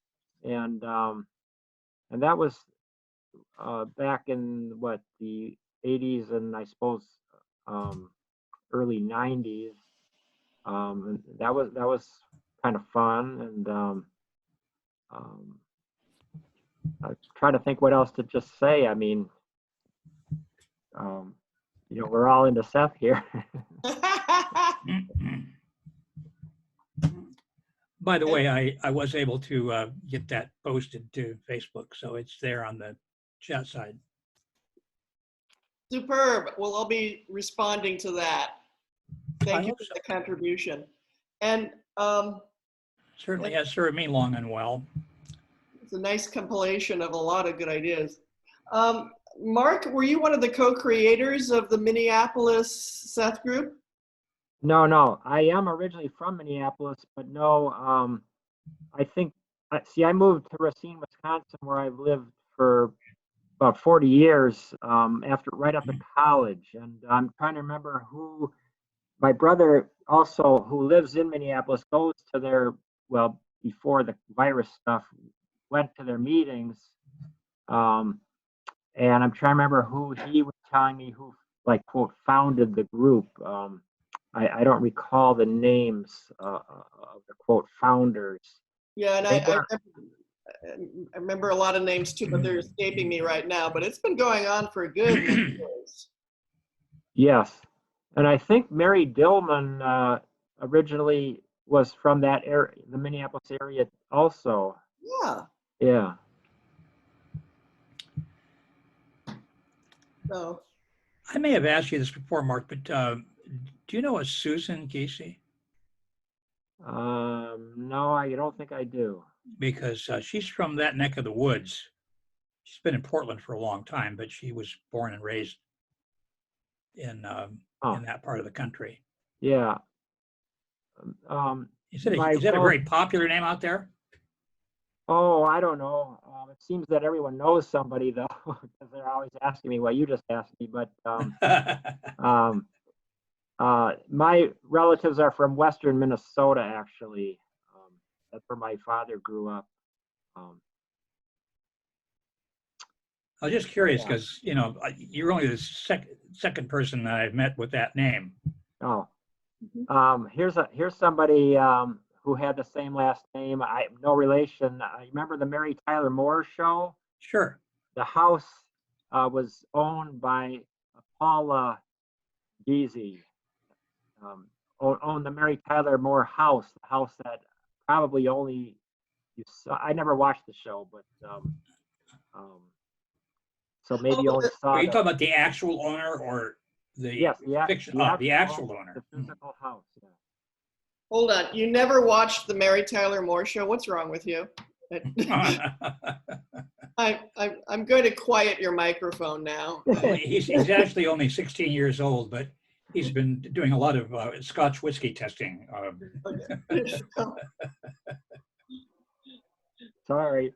That's fine. That's fine. A lot of happy childhood memories, that's all. But yeah, I think everybody here can say that Seth Speaks in Other Books has made such a profound change in our lives and struck us so that we're spending our Sunday afternoons discussing this with other people all over the world and probably quite enjoying ourselves too. So just noticing that again. It's a good feeling. Yeah, the last few meetings I was watching via Facebook, and I think your control of what you can is a little more limited, and so I finally just now tuned in, so to speak, through Zoom proper. So yeah, I was liking the prior meetings the last, I don't know, 2 or 3 weeks. That makes us happy. Yeah, that the people out there are enjoying watching and that can kind of embolden yourself to join in on the conversation too. We want this to happen all over the world every day. that Zoom and Seth are synonymous all over the world with many people getting together this way. Yeah. And I think we have 2 people from Berlin on. There's BJ, yeah. And Claire. She's in I Germany. think she's in Germany. That's yeah. right. Yeah. I believe so. Okay. And Kara, is she from Australia? I think Kara is the Australia. Yeah. Yep, Australia again. Kara to everyone. Australia. She chatted that down then. I'm doing a, Australia kind of. Yes, all right. Right. Just my So best. we really are all over the world. All over. Yeah. I guess, and Gabriel from Argentina is apparently on the Facebook, but not on Zoom. Okay. Yes. And And Sunny is from Canada. yeah, Canada by way of Taiwan or China. And there are other Seth Zoom meetings that are going on as well, and that feels really good. That Seth's influence and words are only growing, and we were fortunate enough to have it touch our lives kind of earlier. And there's a lot of people who Seth is touching today, just for starters, So we're so fortunate that much of our lives, those of us viewing or speaking to each other now, it touched us early on and it's carried us through. And Seth will keep speaking to us because we keep listening. I think that's the way it works. Kind of reminds me of, was it Seth, Puff the Magic Dragon? Disappeared when nobody came to play with him anymore. Seth has lots of playmates on the playground. We're all in Seth's sandbox. He's alive and well. And he shares his toys. Long may he wave.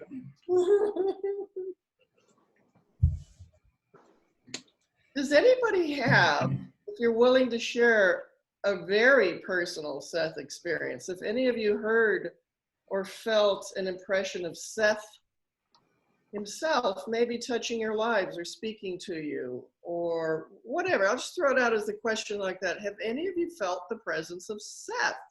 You can share with us. We won't tell.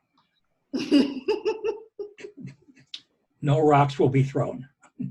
Because I think a lot of people have, and maybe like many spiritual experiences, people maybe don't broadcast them, but it's safe to talk. Have anybody there felt they had a personal experience with that at all?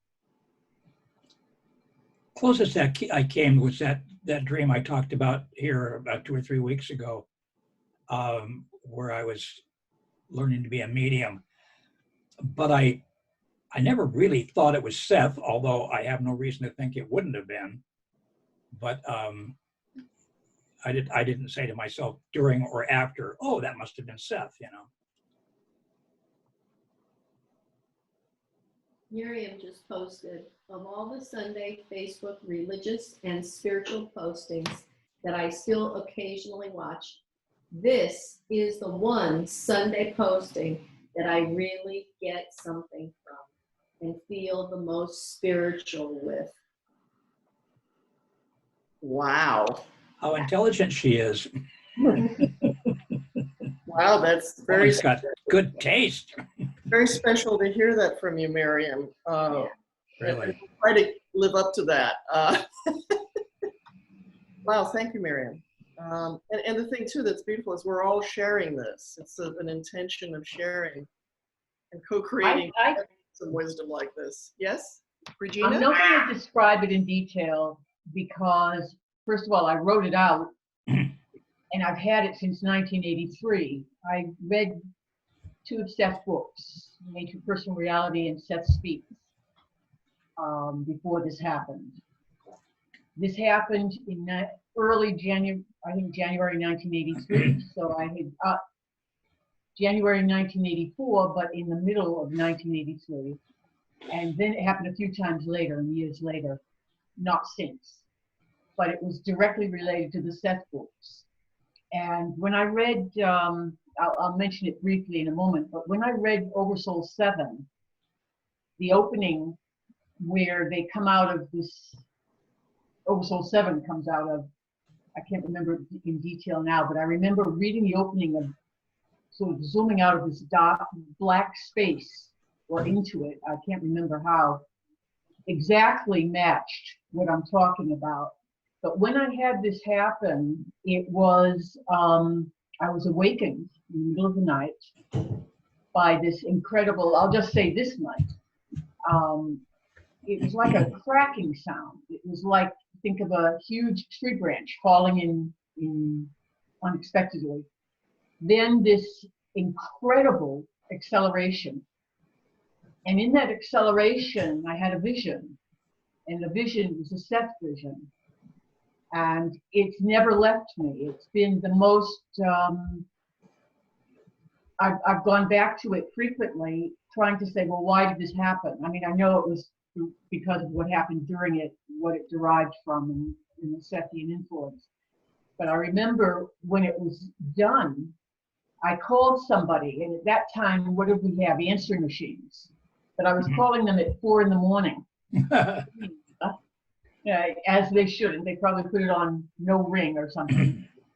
And the tapes are very short back then. So I made 17 tapes for this person, audio calls, telling them what had happened to me, because it was beyond the beyond. I'd never had anything like it ever happen to me.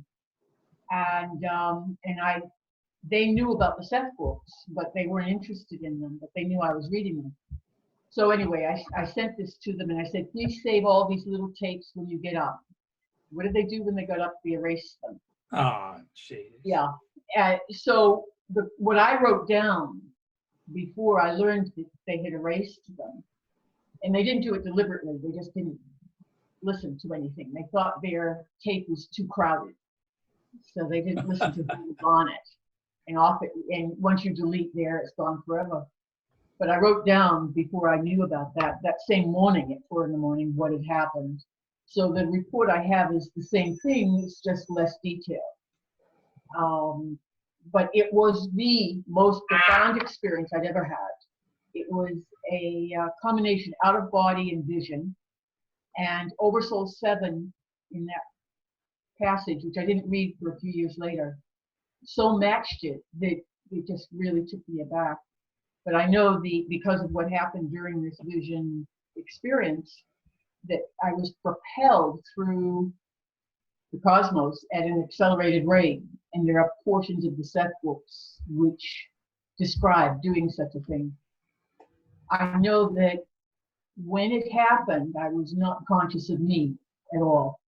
This was another dimension. And prior to reading Seth, I didn't even think about other dimensions or experience them or think about them. So ever since then, and I've still got it written down, I know that it's a description of the essence of the 2 books that I've read, translated into a psychic vision for me. So it's pretty powerful. The impression I get from what you said is that the experience was so profoundly real, it was more real than anything you ever experienced with your eyes open.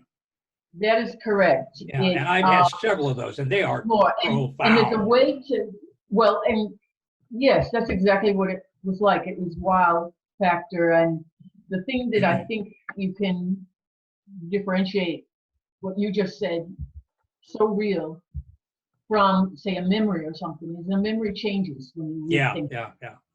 This has never changed. Chiseled in mental granite. It stayed the same. Yeah. So from that point forward, of course, I was all Seth. I mean, there's no question about it. All Seth all the time.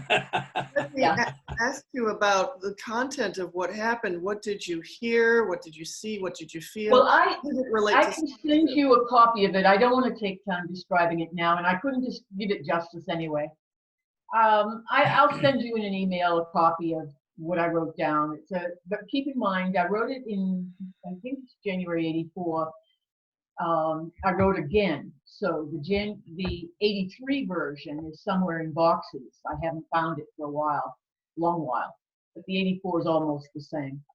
And it is the same, actually. And that's what I meant. It didn't change the details. The only thing I don't have is those tapes that when I recorded it to my friend at 4 in the morning had more detail.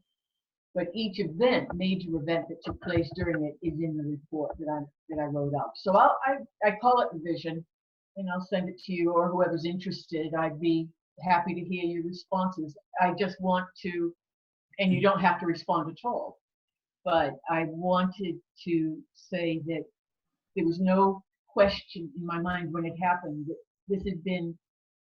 this had happened as a Sethian experience.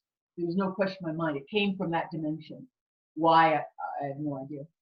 I also wanted to ask you, Regina, a totally different subject, but you mentioned a story that you were doing research for recently on Facebook.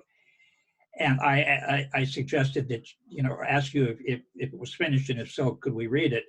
And I never heard back anything. Did you just miss that? Or? I can send that to you. I just sent it off to a magazine, though, and the only reason I hesitate is if they don't accept it, I can send it to you. If they accept it, I can't. I certainly wouldn't share with anybody without your permission. Oh, yeah, I have no problem sending that. But basically, I call it a medieval tale, but it takes place in many dimensions. So that's a challenge to write about, isn't it? It flowed. It just, whenever I write about other dimensions, they come quickly. When I'm trying to be what I think of as literary, it's slogging. I'm completely slogging. So this is actually, the hard part is moving away from feeling, oh, I should do it this way, and saying, let it be what it is. I sent a book to Ashara and to Kate, which is a book I wrote, a fictionalized one, which is totally based on the Seth material. And I remember when I wrote that, when I was done with it, I thought, oh, I wonder who wrote that. Because I know exactly what you mean. I look at stuff I wrote in my 20s, years before I ever heard of Seth. And one thing just came up a little while ago. All things have many perspectives, even the truth. It's just that the truth looks the same from all sides. I wrote that when I was 22. It's I think when you're doing something, whatever your field, where it flows like that, you're in, what they say, you're in the zone, but that's much more than that. Yeah, something like that. But I mean, I never. But you're in the place where you most are. Your essence, most are. It doesn't matter what. It doesn't matter what dimension you're in. Your most authentic self. Yes, that's exactly right. In fact, that's what I use. I think you're right. Because I've never had anything I could call automatic writing ever, not even close. But I've written so many things that, just like you said, it's like, boy, I sure wish I'd written that. Oh, wait a minute, I think I did. Well, and the book I sent to you, Shara and Kate, has 5 voices in it. That is 5 narratives. And I remember when I was putting those together, and I dedicate the book to Jane and Seth. When I was putting those together, I thought, well, why these voices? So that each voice had a completely different world to it. Where did those worlds come from? I have no idea. Any writer's going to say they don't know where the ideas come from.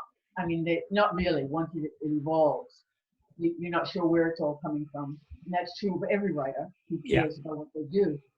But in this case, it really was as if it flowed so quickly that, and I have another book I wrote, which I don't know when I wrote it, but I remember in 2015, thinking I should write another book, another fantasy book, because that's a area a genre that I like a lot and write about a lot.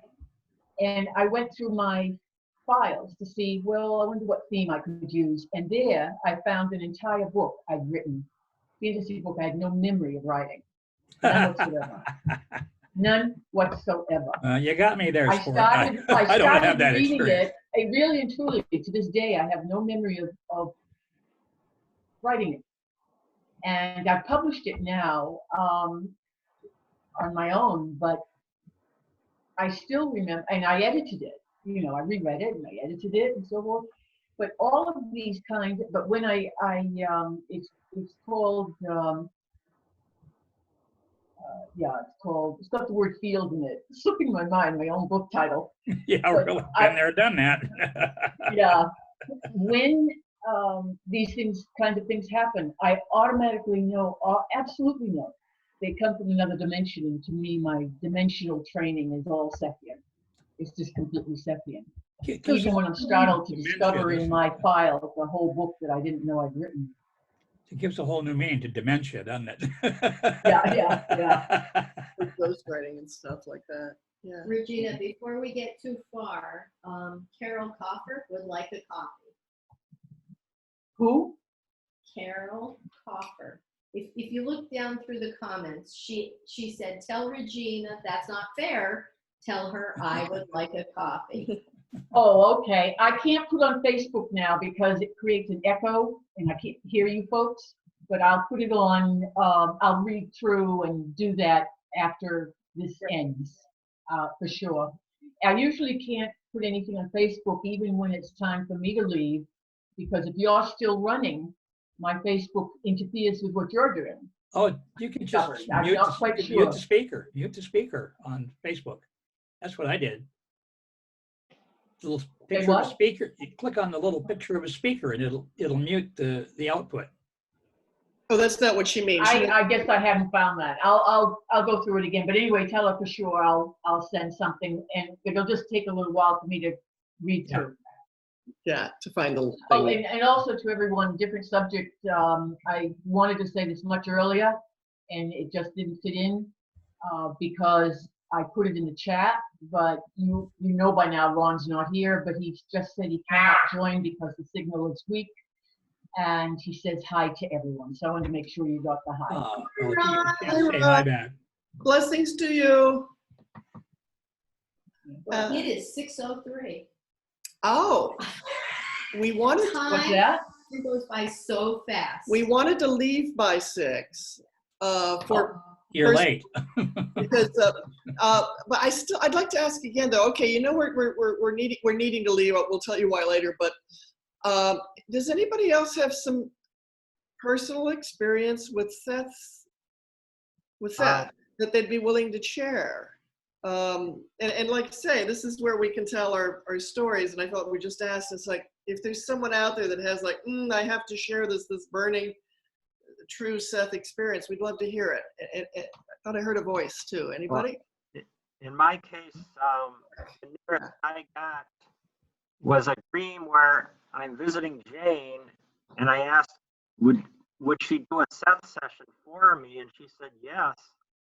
The only condition was that I record it, which was fine with me, but I must have woke before there was any channeling because, sorry to say, so that's the nearest I got.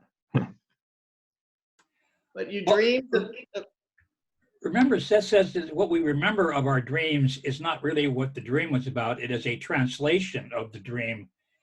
And so you might have had the full meal deal, but left part of it on the cutting room floor as you were waking up, which would be a real ripoff. like when you come back over the borders, some things aren't allowed to cross the border. Right, yeah. The borders, like, no, you have to check that at the gate. No, too much money, you can't bring that much in it. But, no, that sounds like something really did happen. Jane, and go ahead, Mark, I'm sorry. Oh, well, yeah, somewhere he says dreams are continuing after you wake, they still continue. So I suppose I did get a Seth session, but I woke up. You know, even if you don't remember upon awakening what happened, it still happened, and it still is enriching your soul. It still is part of your soul experience. Even Could if you put that, Mark, in a Facebook message, because I, for some reason, couldn't hear most of it, and I'd love to hear the story. Okay. Yeah. Yes. Great. So dreams about Jane, dreams about Seth, dreams about anybody else with something to share. And this is going to be kind of the last topic we'll be able to discuss before your lovely hostesses with the mostest have to attend to some things out in that beautiful co-created reality beyond the window. We have to go visit. But any other deliberate Seth experiences? Well, personal Seth experiences. I can't count the number of times in my first reading of several of the books that I just broke down and cried and just had to keep crying until I couldn't cry anymore and before I could continue reading. Started within 10 minutes of reading Seth Speaks and happened in, I think, probably all of the other books. It would hit me so hard, the truth the truthiness of it, the undeniability. This is as far down as you need to go. There just isn't any farther down to go. And that was such a profound experience. And it's like money in the bank. New Seth book, open it up and grab your Kleenex, Haven't had that experience for a while. Like free at last. Oh yeah. On steroids and Viagra, cocaine, and Yeah, that Minneapolis Seth group, when I visited there about 5 years ago and was physically at their discussion, and they quickly go read through a book and stop to comment and such. And so my first time there, and somebody's reading, and I got kind of choked up, kind of. I was surprised at that, but it's like quality of the words and stuff. It's just yeah. Yeah. And a lot of that we have Jane to thank for. It's her vocabulary that, and her, ability with the English language. The ideas are Seth's, but the words are Jane's. And I'll say we just had Mickey Lowe join Yeah. us. Mickey Lowe. Oh, she's already gone. Oh, there she is. She just popped in, and Hi, Mickey. Mickey, how are you doing there in England? Hi, everyone. I'm doing fine. How late am I? I wasn't sure about the time difference. They're about 2 hours. We started at 4. It's now 6 something. Oh, I somehow thought you started at 6. No, we started 4 o'clock New York time. So Okay. we were actually, I'm sorry to say, just talking about maybe Kate and I kind of need to run off sooner than expected. Okay. To attend to some things out there. So gosh, I wish we could just start the show over, or just say, we'll just leave the computer sitting here and we'll go, you guys just run everything yourself. Yeah, why not? You can't transfer a moderator to somebody else. Well, actually, I could just leave the meeting. Or you could just walk off, I can leave it running. It won't be recording anymore. Yeah, I don't think the computer will mind. It's not the same without you, love. I will look on YouTube and catch up with the other part later. Okay. I'll look it up and see what I missed. Good to see you. I'm so glad we know you're there and alive and well and checking in with us. One little thing, I feel like something wants me to share. I threw out the question to people, not actually thinking I was going to say anything, but it was just the question: had anybody out there had a direct Seth experience where they felt like the Seth energy was with them, or spoke to them, or came to them at a time of timely. If you, I'm going to go ahead and just share my experience, and then if anybody else wants to share, all power to you. Yes, we want to hear it. A few people already shared some of their personal experiences along those lines. I've been a Seth reader since I was 21, nearly 40 years now. And like maybe about 10 years ago or whatever, 2005, 2009, whatever, I started getting involved in Ouija board work, because after all, that is how Jane met Seth, is through the Ouija board. So it was like, I'm going to try to do this. I designed my own Ouija board because I just knew I could make something prettier than the one that was there, and I'm quite happy. I was working with 2 other friends who were part of a Seth group that I started. And so there was the 3 of us in their kitchen, and we did a marathon Ouija board day. It was a Saturday. We were just going for it, on and off the board, talking Seth, talking spirit. And it was like the last session we were going to have. It was evening. And we were kind of starting to say, okay, guys, we got to wind this down. Our tushies are tired. I need to go home and all that. And then we started to feel something. And I had this session recorded. I still have this recording in a storage unit in California, but I've listened to it many times. But here's what we experienced. We were sitting there, and then all of a sudden, one person says, "Do you feel that?" And said, "Yes, what's that?" And we were all like, there's something intensely powerful here. We had a lot of messages on the board through the whole day. And then suddenly an energy frequency happened that was just huge. It was like profound that we were both going, what's here? What's going on? What is this? And it started to spell things, hello, and it started to give me some message. Basically, bottom line, it said it was Seth. And it felt like a UFO spaceship landed in the kitchen. It was like this energy, this radiation, this, oh my God, this is alien, this is huge, and this is benevolent, this is loving, all at once. And we're all three trying to kind of sputter out what we're all feeling the same thing. And it kind of answered some questions. We left our hands on the board and we're like, this is Seth, or something huge like Seth. And it said the most beautiful thing right at the very end. It just said, call on me. And then it went to goodbye. And then we were just sitting in silence for the longest time, feeling what we had just felt. Call on me. And I truly believe Seth says that to all of us who really do care about this and are part of this awakening. But that's what he said to us, call on me. He spelled it out. It's one of the most profound experiences of my life. Amazing. Thanks for sharing that. Yeah. Yeah. Very big. Yeah. That's a lot to take in. Me too. When did this happen? What year? It was actually like 2 or 3 days before Robert Butts died. Like a Saturday, we had this experience, and then a couple of days later, we found out Robert Butts died a couple of days later. Wow. It was that 2008, I guess, May 23rd, 2008, because it was also my dead mother's birthday. So my dead mother's birthday, May 23rd, 2008, and then 3 days later, however many days later, Robert Butts died. And it was just...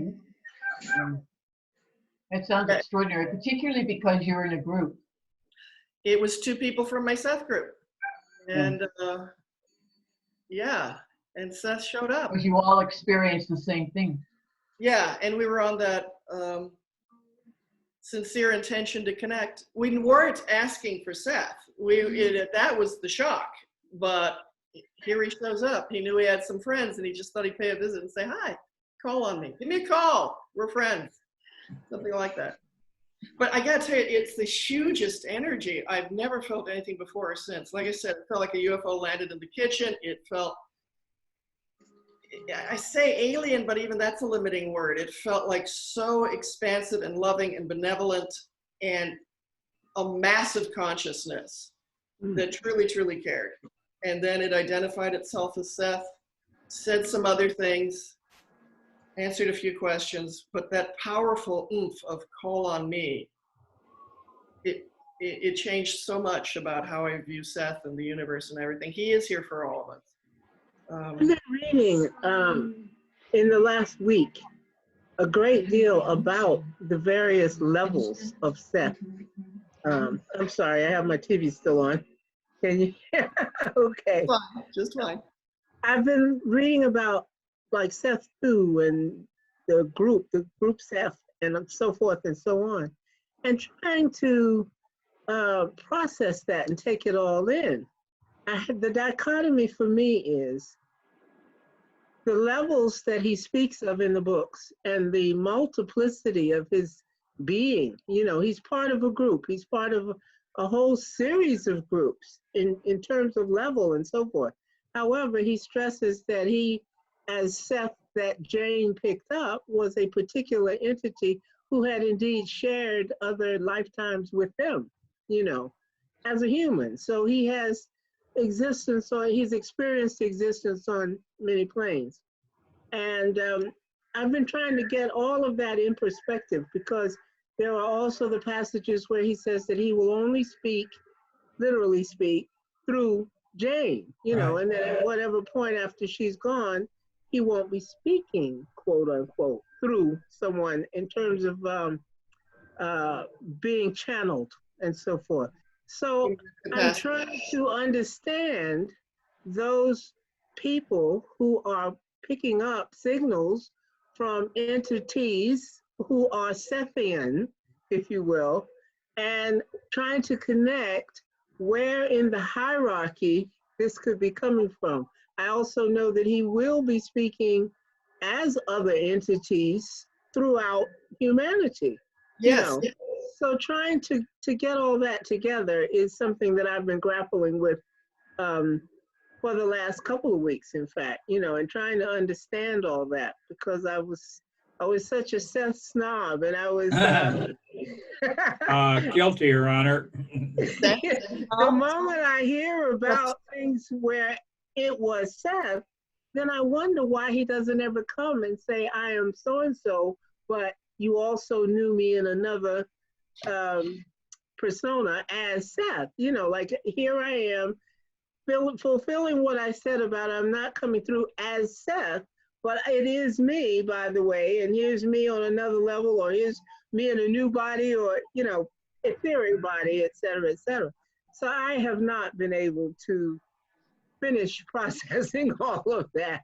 It's so wonderful what you're bringing up, because we also, we started talking about that kind of towards the beginning. So it's perfect you're coming in that we can revisit that, kind of come full circle with our collective answers to that question about how big is Seth, and how kind of, in many ways, many of us we're part of, like, if there's a oneness and an all that is, and there's a huge collective of different entities, there is the interconnectedness with all of it, and the information's free. Some beings are specializing in information delivery, exactly, especially when it's needed. And well, for me, understanding it, my first attempt has centered around the analogy that we are all sparks from deity. Yeah. You know? Okay, so we're all God. Just like God is God, we are God. We're God experiencing himself or herself in a lot of different ways and through a lot of different eyes and so forth. I understand that. So I'm trying to use that context for understanding how Seth can be so many Seths, so many different entities. And especially when I was reading some passages, I can't remember what they're from, but part of what I was studying was saying that he was going to be existent in over 1 million different lifetimes. He'd already had over 1 million lifetimes, and then he would continue on these other levels as other speakers, as other, you know, entities in so many different times that we have. Our future, he'll still be around. Our past, he was already around. You know, we happen to be existing at a time when we know about Jane. So we're experiencing that. But I think I got the impression he was saying, Jane's not all I know of Earth. I mean, I've had many experiences, many lifetimes, and I've taught a lot. I've already shared a lot. So that's how I'm trying to bring it all together for my understanding. You're speaking it so well. You're answering all our questions about that, actually. that yes, and that Seth is past, present, future, any dimension he wants to be. Yes. Let me read this one thing. I read it earlier, but bears repeating. It comes from Early Sessions, Volume 8. And again, you're talking about the Seth 2 thing. And Seth 2, often from its vantage point, speaking about what Seth 2's identity is, can be very broadening. You can read them over and just go like, oh my God. And I did post this to Facebook. Okay, this quote? Yeah. Okay, and I'll read it. We actually have it framed in the bathroom. Oh, place of honor. This is important. It's the biggie. It's called Seth's Entity Speaks. So go ahead and read this, but it's right along these lines of here's what Seth's entity says about itself and how that feeds into what you're asking and telling us. We are Seth, and whenever we have spoken, we have been known as Seth. The entity had its beginning before the emergence of your time. yes. It was instrumental with many other entities in the early formation of energy into physical form.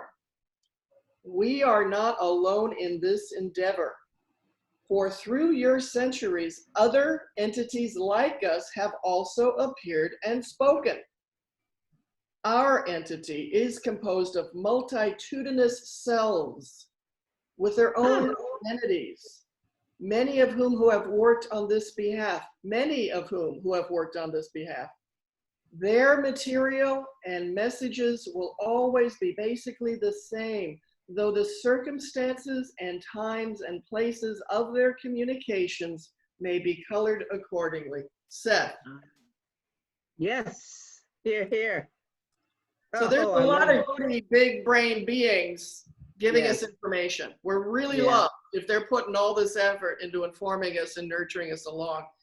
And yeah, I get it. Yeah, that's lovely. The That's biggest, absolutely lovely. the biggest insight that ever came to me, and it isn't anything that Seth actually said, but he said all the things you need to put it together, is first of all, we have a real hard time not thinking of ourselves as being finite physical beings, even though we know better. Hmm. But what if we were eternal? We lived forever. And what if Seth is actually right, we do have the gift of gods, we do create reality. So imagine what it would be like to have forever, to fill with experience. Oh, and the mission is to come to know ourselves completely, because that's what the mission that All That Is on, right? Trying to know who All That Is. And that's why we're here, is we're part of that. Okay, so now there you are with eternity to fill with experience, and you're a god, so you could like wave your magic wand and make it all happen. What are you going to fill eternity with? You know, at first you might do a lot of, musicals and beach scenes and, tropical sunsets. How long is that going to be interesting? And so sooner or later, you're going to want to test yourself. You're going to want to stretch out. You're going to want to see what you can do. It's like having a new Ferrari. The first thing you want to do is get it out there on the straight stretch and see what she'll do, And that's what drives us to create the incredible diversity of experiences that we do. And we just happen to throw in reincarnation to kind of break it into chapters. And when you look at it that way, and you look at lay that next to the world that we know, it's a perfect match. Yes. Except from a different perspective. and well, I think there's different arenas that we can play out our self-actualization. Oh yeah. And maybe, we, through experience, we become more. Through shared experience in camouflage reality, we can understand more about ourselves, change ourselves, grow, have more experience, and understand the true power we have and the conscious utilization of that power for mindful purposes. Also, I would try to reach out maybe to their place earlier. I can understand if we think about it from being an earth, eternity sounds like it could get boring. And let's find things to do. But then I think though, from the larger perspective, starting out as all that is, starting out as something that creates and creates and creates. It's not about combating. It's self-discovery continues to be exciting. Creation continues to be inspirational. And this is from the larger place expanding to everything. And this brings us back though to, what is this entity thing? What is this collective soul that by coming together, they're more powerful together? There's a natural tendency to come together with others in alliances. But you could look at them as like drama coaches. We are writing plays and acting in them, and these are our drama coaches helping us to do it better. Yeah. Yeah. There's no end of viewfinders to look at life through. You got that right. The dynamic. Just think that we here are in physical reality on Earth. I mean, there's physical reality on billions and billions and billions of other places that we can't even imagine what the reality might be like. It could be so far from anything that we can even envision. I mean, we are just beginning to even acknowledge our multidimensionality. So God only knows, no pun intended. And he won't tell. It's like he won't stop telling. No, the answer keeps coming. The more we ask, you know, Yes, there is only more, only more.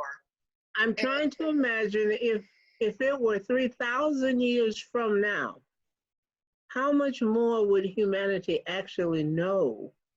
And how much would they look back at where we are now and laugh about, and remember when all we knew was so and so and so? Remember that stuff about reincarnation? And we had no idea back then, you know. Who And it's knows? funny, 3,000 years from now. That's beautiful what you're saying. You're saying 3,000 years, but also you probably remember Seth was saying that by 2075, we might not recognize us then. Yes, yes. He said this in the mid 70s, you know, Yeah. it's in this book, you know, where, you know, Googled the 2075 in here that he's describing Yes. our growth, what we're gearing towards. And by 2075, all of this will be accomplished, including we're just going to be like a whole different species because we have a whole different, maybe it's an operating system or we know more. And because we will know more, we what we're discovering now in this conversation. We kept having all these excuses why we couldn't change this and we couldn't change that. And, oh, I would if I could, but it's not possible. Well, look at what the lockdown has done on a worldwide scale. You know, it's like Mother Nature says, oh, you don't get it?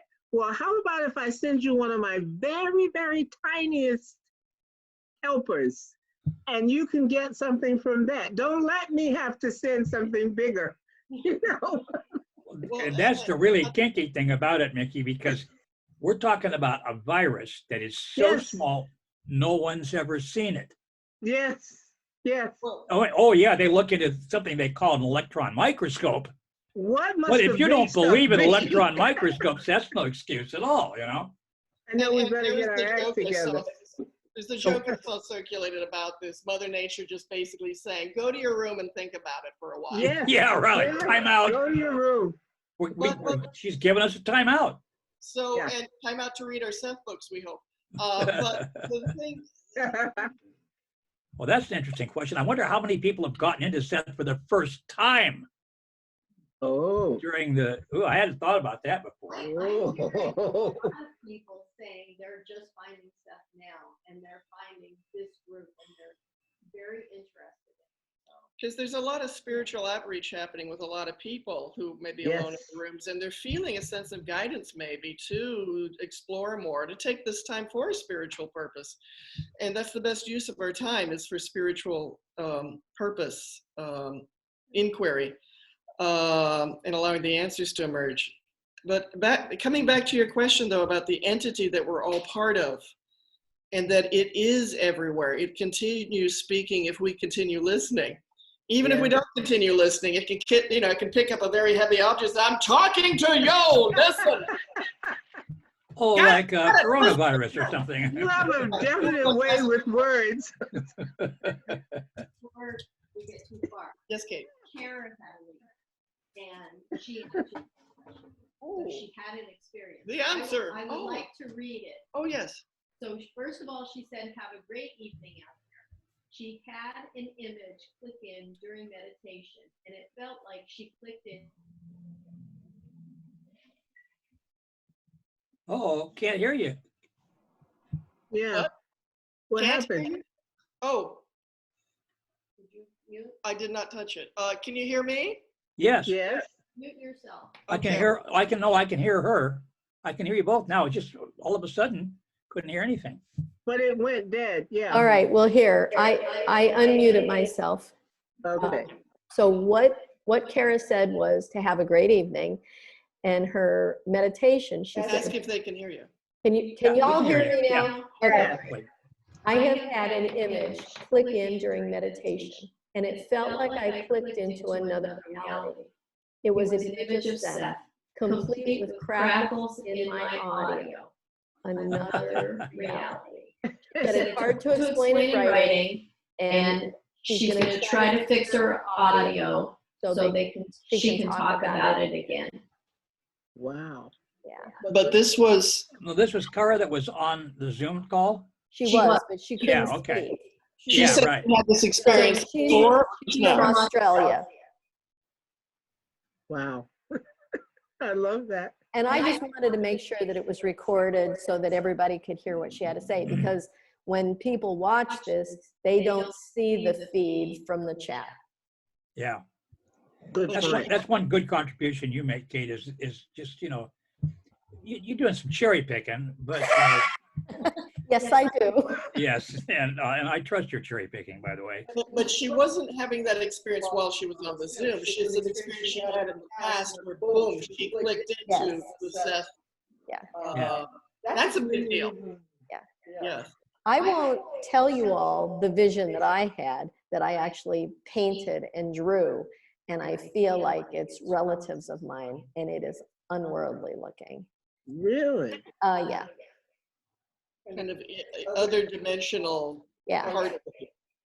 Yeah. Actual one relatives came of yours? today. It feels familiar. Ah, And you say you painted it? I painted some, most of them are drawings. Ah, and you're going to let us see that, or you're not? I don't have them with me right now. Oh, I see. Okay.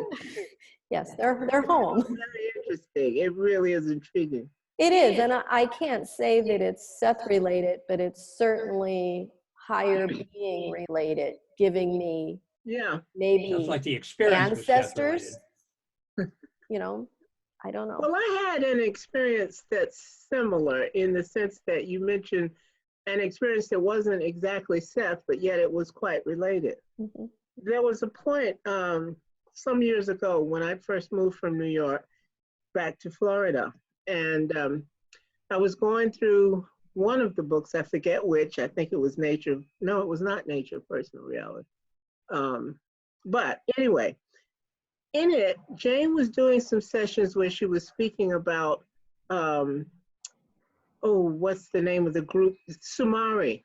Oh, yeah. And she was talking about how she picked that up and that she would sing in this Sumari language. And I was trying to understand her pickup, because as I said, I met her because I was also, picking up someone, and I wanted to understand about the process of this thing coming in from another dimension. And so the more she talked about it, and it seemed so easy for her to sing in this other language that she'd never spoken before, never knew anything about. And the more I tried to understand it, it stayed rather obscure. And one day, I was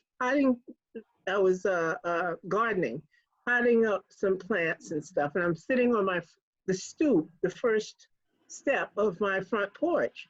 And as I'm sitting there, all of a sudden, I had this very strange, like you say, expanded feeling. I just felt, I don't know, otherworldly, and I was in touch with something. And without it happened so quickly, I didn't have time to set up, not allowing. I didn't have time to question so much and say, is this really happening? Is this so and so? It just came. I started to sing. And I was just singing and singing and singing in this beautiful, beautiful language. I had no idea what I was saying. The words just came. And I could feel it. In fact, the part where Jane was talking about it, she was mentioning that there were all these other families. And she said that the people in the classes should allow themselves to pick up, allow themselves to be free, and hopefully explore enough to find out which family you particularly are. You're not all in the class necessarily my exact same family. So that's what was happening. And it was incredible. I jumped into the living room for a moment and grabbed a little tiny recorder, or a small battery recorder, and I recorded it. It went on and on for about 30 minutes or so. Wow. And I have carried that little tiny cassette around for these 25 and 30 years ever since. You've got to digitize it. Still play it, because the devices, we've come into a whole different electronic future now. I don't know where I would even find something to play that on. But it happened, and it allowed me to understand the process of letting this thing flow out through you and to feel how easy it is to do the actual opening up that you have to do. It was just there, you know, and you just simply had to allow. It was wonderful. Thank you for sharing. That's inspiring. Yeah, it was awesome. It You was need to awesome. digitize that recording. I could think about, I could try that. I don't know. I'm not sure how, but I could You've got find. everything you need. If you still have the tape machine. Yeah, well, I'm not sure I have the machine. I know I have the tapes. Well, I do have you a have couple of you them. have something to play the tape Because on? Just it was one of those little personal recorders you Yeah, would take into your office or something. Yeah, If it's you're- like a dictaphone kind of thing. Yeah, so it had a very small. Right. I think they call them micro cassettes or something like I that. think so. I think it was a micro cassette. And for that matter, there are electronic shops or electronic businesses yeah. you can find in the phone book that do that service for you for a fee, but they do it right I the had first forgotten time. all about it until you were saying Well, you know, that. put it on a thumb drive and then save it in your computer, and put it on the I'll cloud. have to find it. I'll have to find it because Well, I've dragged it around from every place I've been. And what you gave us though is an example of Put it on YouTube. It's forever. Yeah. And what you've given us though is the story of something that's accessible to all of us. And Yes. you know, I guess you heard of Samari singing from Jane before this event happened? Yes. Yeah, I was reading up on that. And I kept trying to understand how she'd be singing this in this other language, and and all the stuff that she picked up about that group, and the families, man, and all that. I think she said there were 8. I forget how many. 12, I think. But then it broke through for you. Yeah. That you experienced it from the inside. So this is what studying this kind of psychic spiritual material does. It's like other people experienced it. They're telling us we can too. It kind of gives us permission to go through and experience for ourselves and find out about it. And this is stuff that all of us can do. If another person can do anything, so too can I, if I want to. I don't want to learn welding. I want to learn to sing Samari. So that's where you put your focus, where you want to have experience and develop your talents. And the thing was that I wasn't trying to do it. It just happened. Say several hours after having read, being all intense about what I was reading, and then you go out and start gardening and bam, it just happened. Magic. Magic. Reality. It's desire, wish, and expectation rule all action and are the basis of all realities.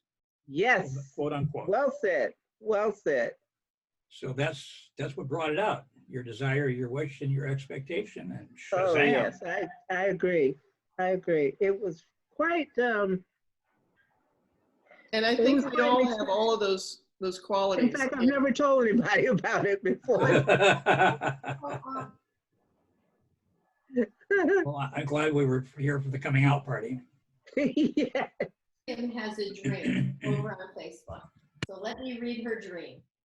She says, of all the millions of dreams she's ever had and the millions she's forgotten, she remembers a dream she had at 6 years old. 6. Ooh.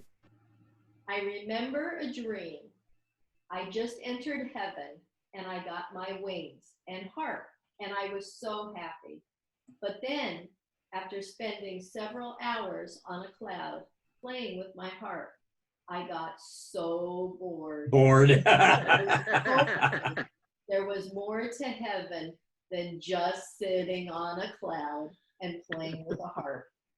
That's a 6-year-old. Who wrote that? Miriam. Miriam. Oh, okay. Thank you so much, Miriam. That's what Mark Twain wrote about that in Letters from the Earth. He's describing heaven, and he does such a magnificent job of it. And Seth also said something about that when you die, there are guides to help you realize that you're dead and that you're still creating your own reality. And he said, so people who believe in heaven and believe they're going there go to heaven, and people who believe in hell and believe they're going there, they go to hell. He said, people who go to hell are a lot easier to deal with in terms of wising them up. People in heaven, they have to get bored first before they'll listen to reason. I've always thought that was beautiful. Can I say something? That was cool. That was cool, Ned. The thing that I wrote that I wanted to read to you before, but I wanted to share my screen. I just like checked the share screen thingy, and did you make it so I could share my screen? I did change it, so you should be able to. Oh, do you want to see the thing that I wrote, and I can read it, and hopefully it'll entertain you for a minute. Try it out. Try it out. Okay, so here we go. I'm gonna click Cross your fingers, everybody. on desktop. Zoom up, share the screen. All right. Nothing yet. No, wrong one. Not working. Wait, maybe it'll work. Try it again. Desktop.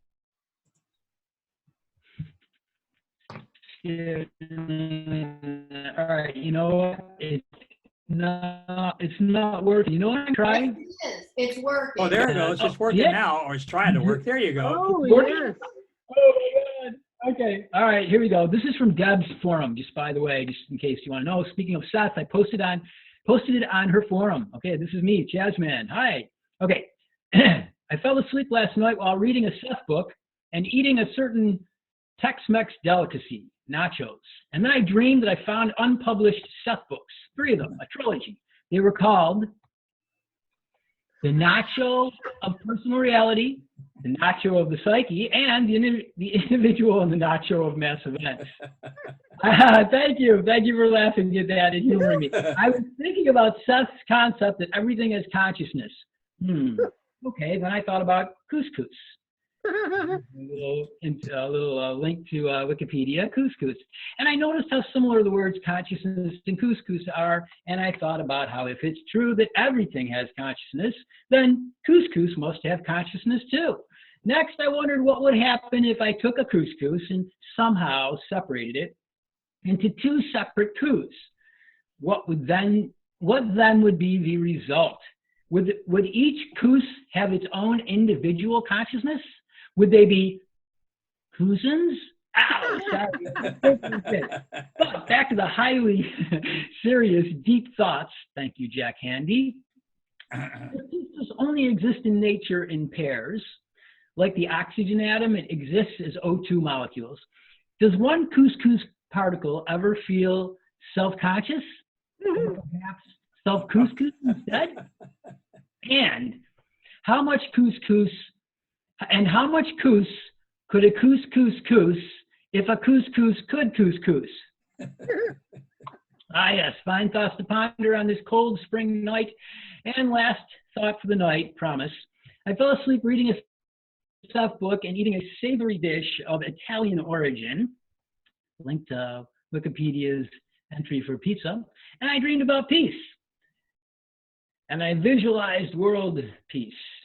And I dreamed about Seth saying, man will not end war by hating war, but by loving peace.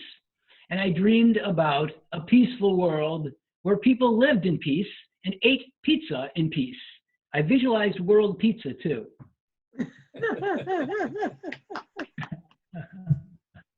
Lovely that's a wit. vision. That's World lovely covered- wit. Where do I sign up? I loved it. I loved it. You have an interesting mind. First time we did a screen share, and it worked. Thank you for listening. We also Yeah, now we got that stuff. Thank you very much. an extra video with work. So very awesome. Thank you for That sharing. is nice. earlier. Now we know it works. Sarah, Couscous. and Kate, thank you. Thank you for making it so that the shipping worked. Yes. I remember that coming up before. You said you were going to do It it. was Jane. brilliant and witty. Remember, You said you all were that going to do is it, the Kate, and I all want to part of- acknowledge you for going ahead and doing it.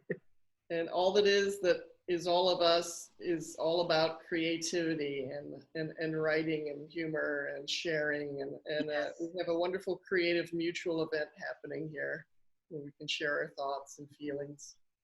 We've got some amazingly creative souls here too. Oh, that was brilliant. I loved it. The irony and the punning and all of it. I just loved it. Charles, it was brilliant.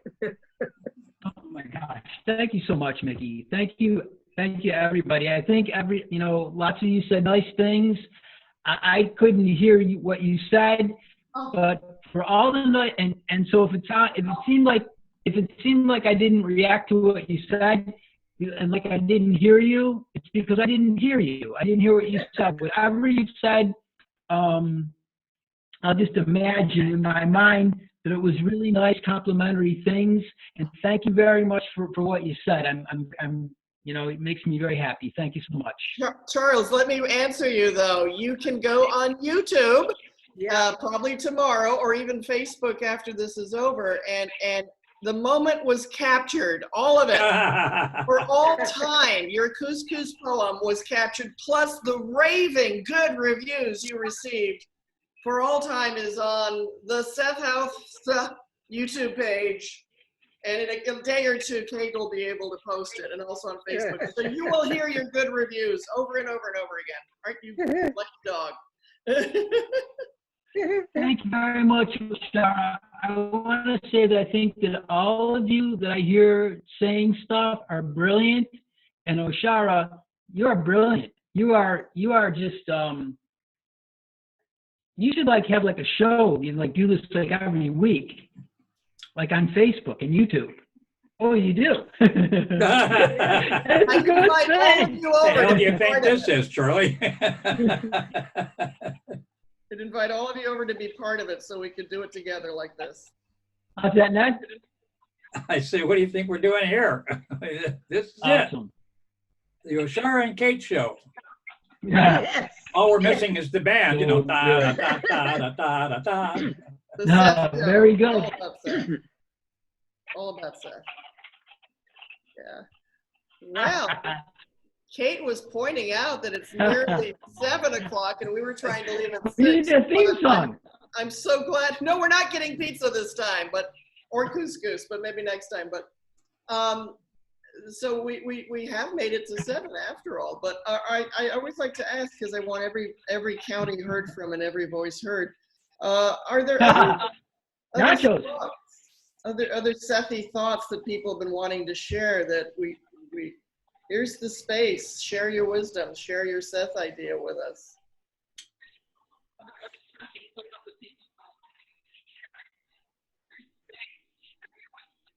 Anything? Anybody? No. Ricky, I'm so glad that you jumped in at the last hour here. This was I am too. Absolutely. I'm glad I didn't completely miss it. I would have felt very, very deprived all week. I was surprised when you weren't here at the beginning. Yes, I had the time wrong, but I realize now what's going on. Yeah.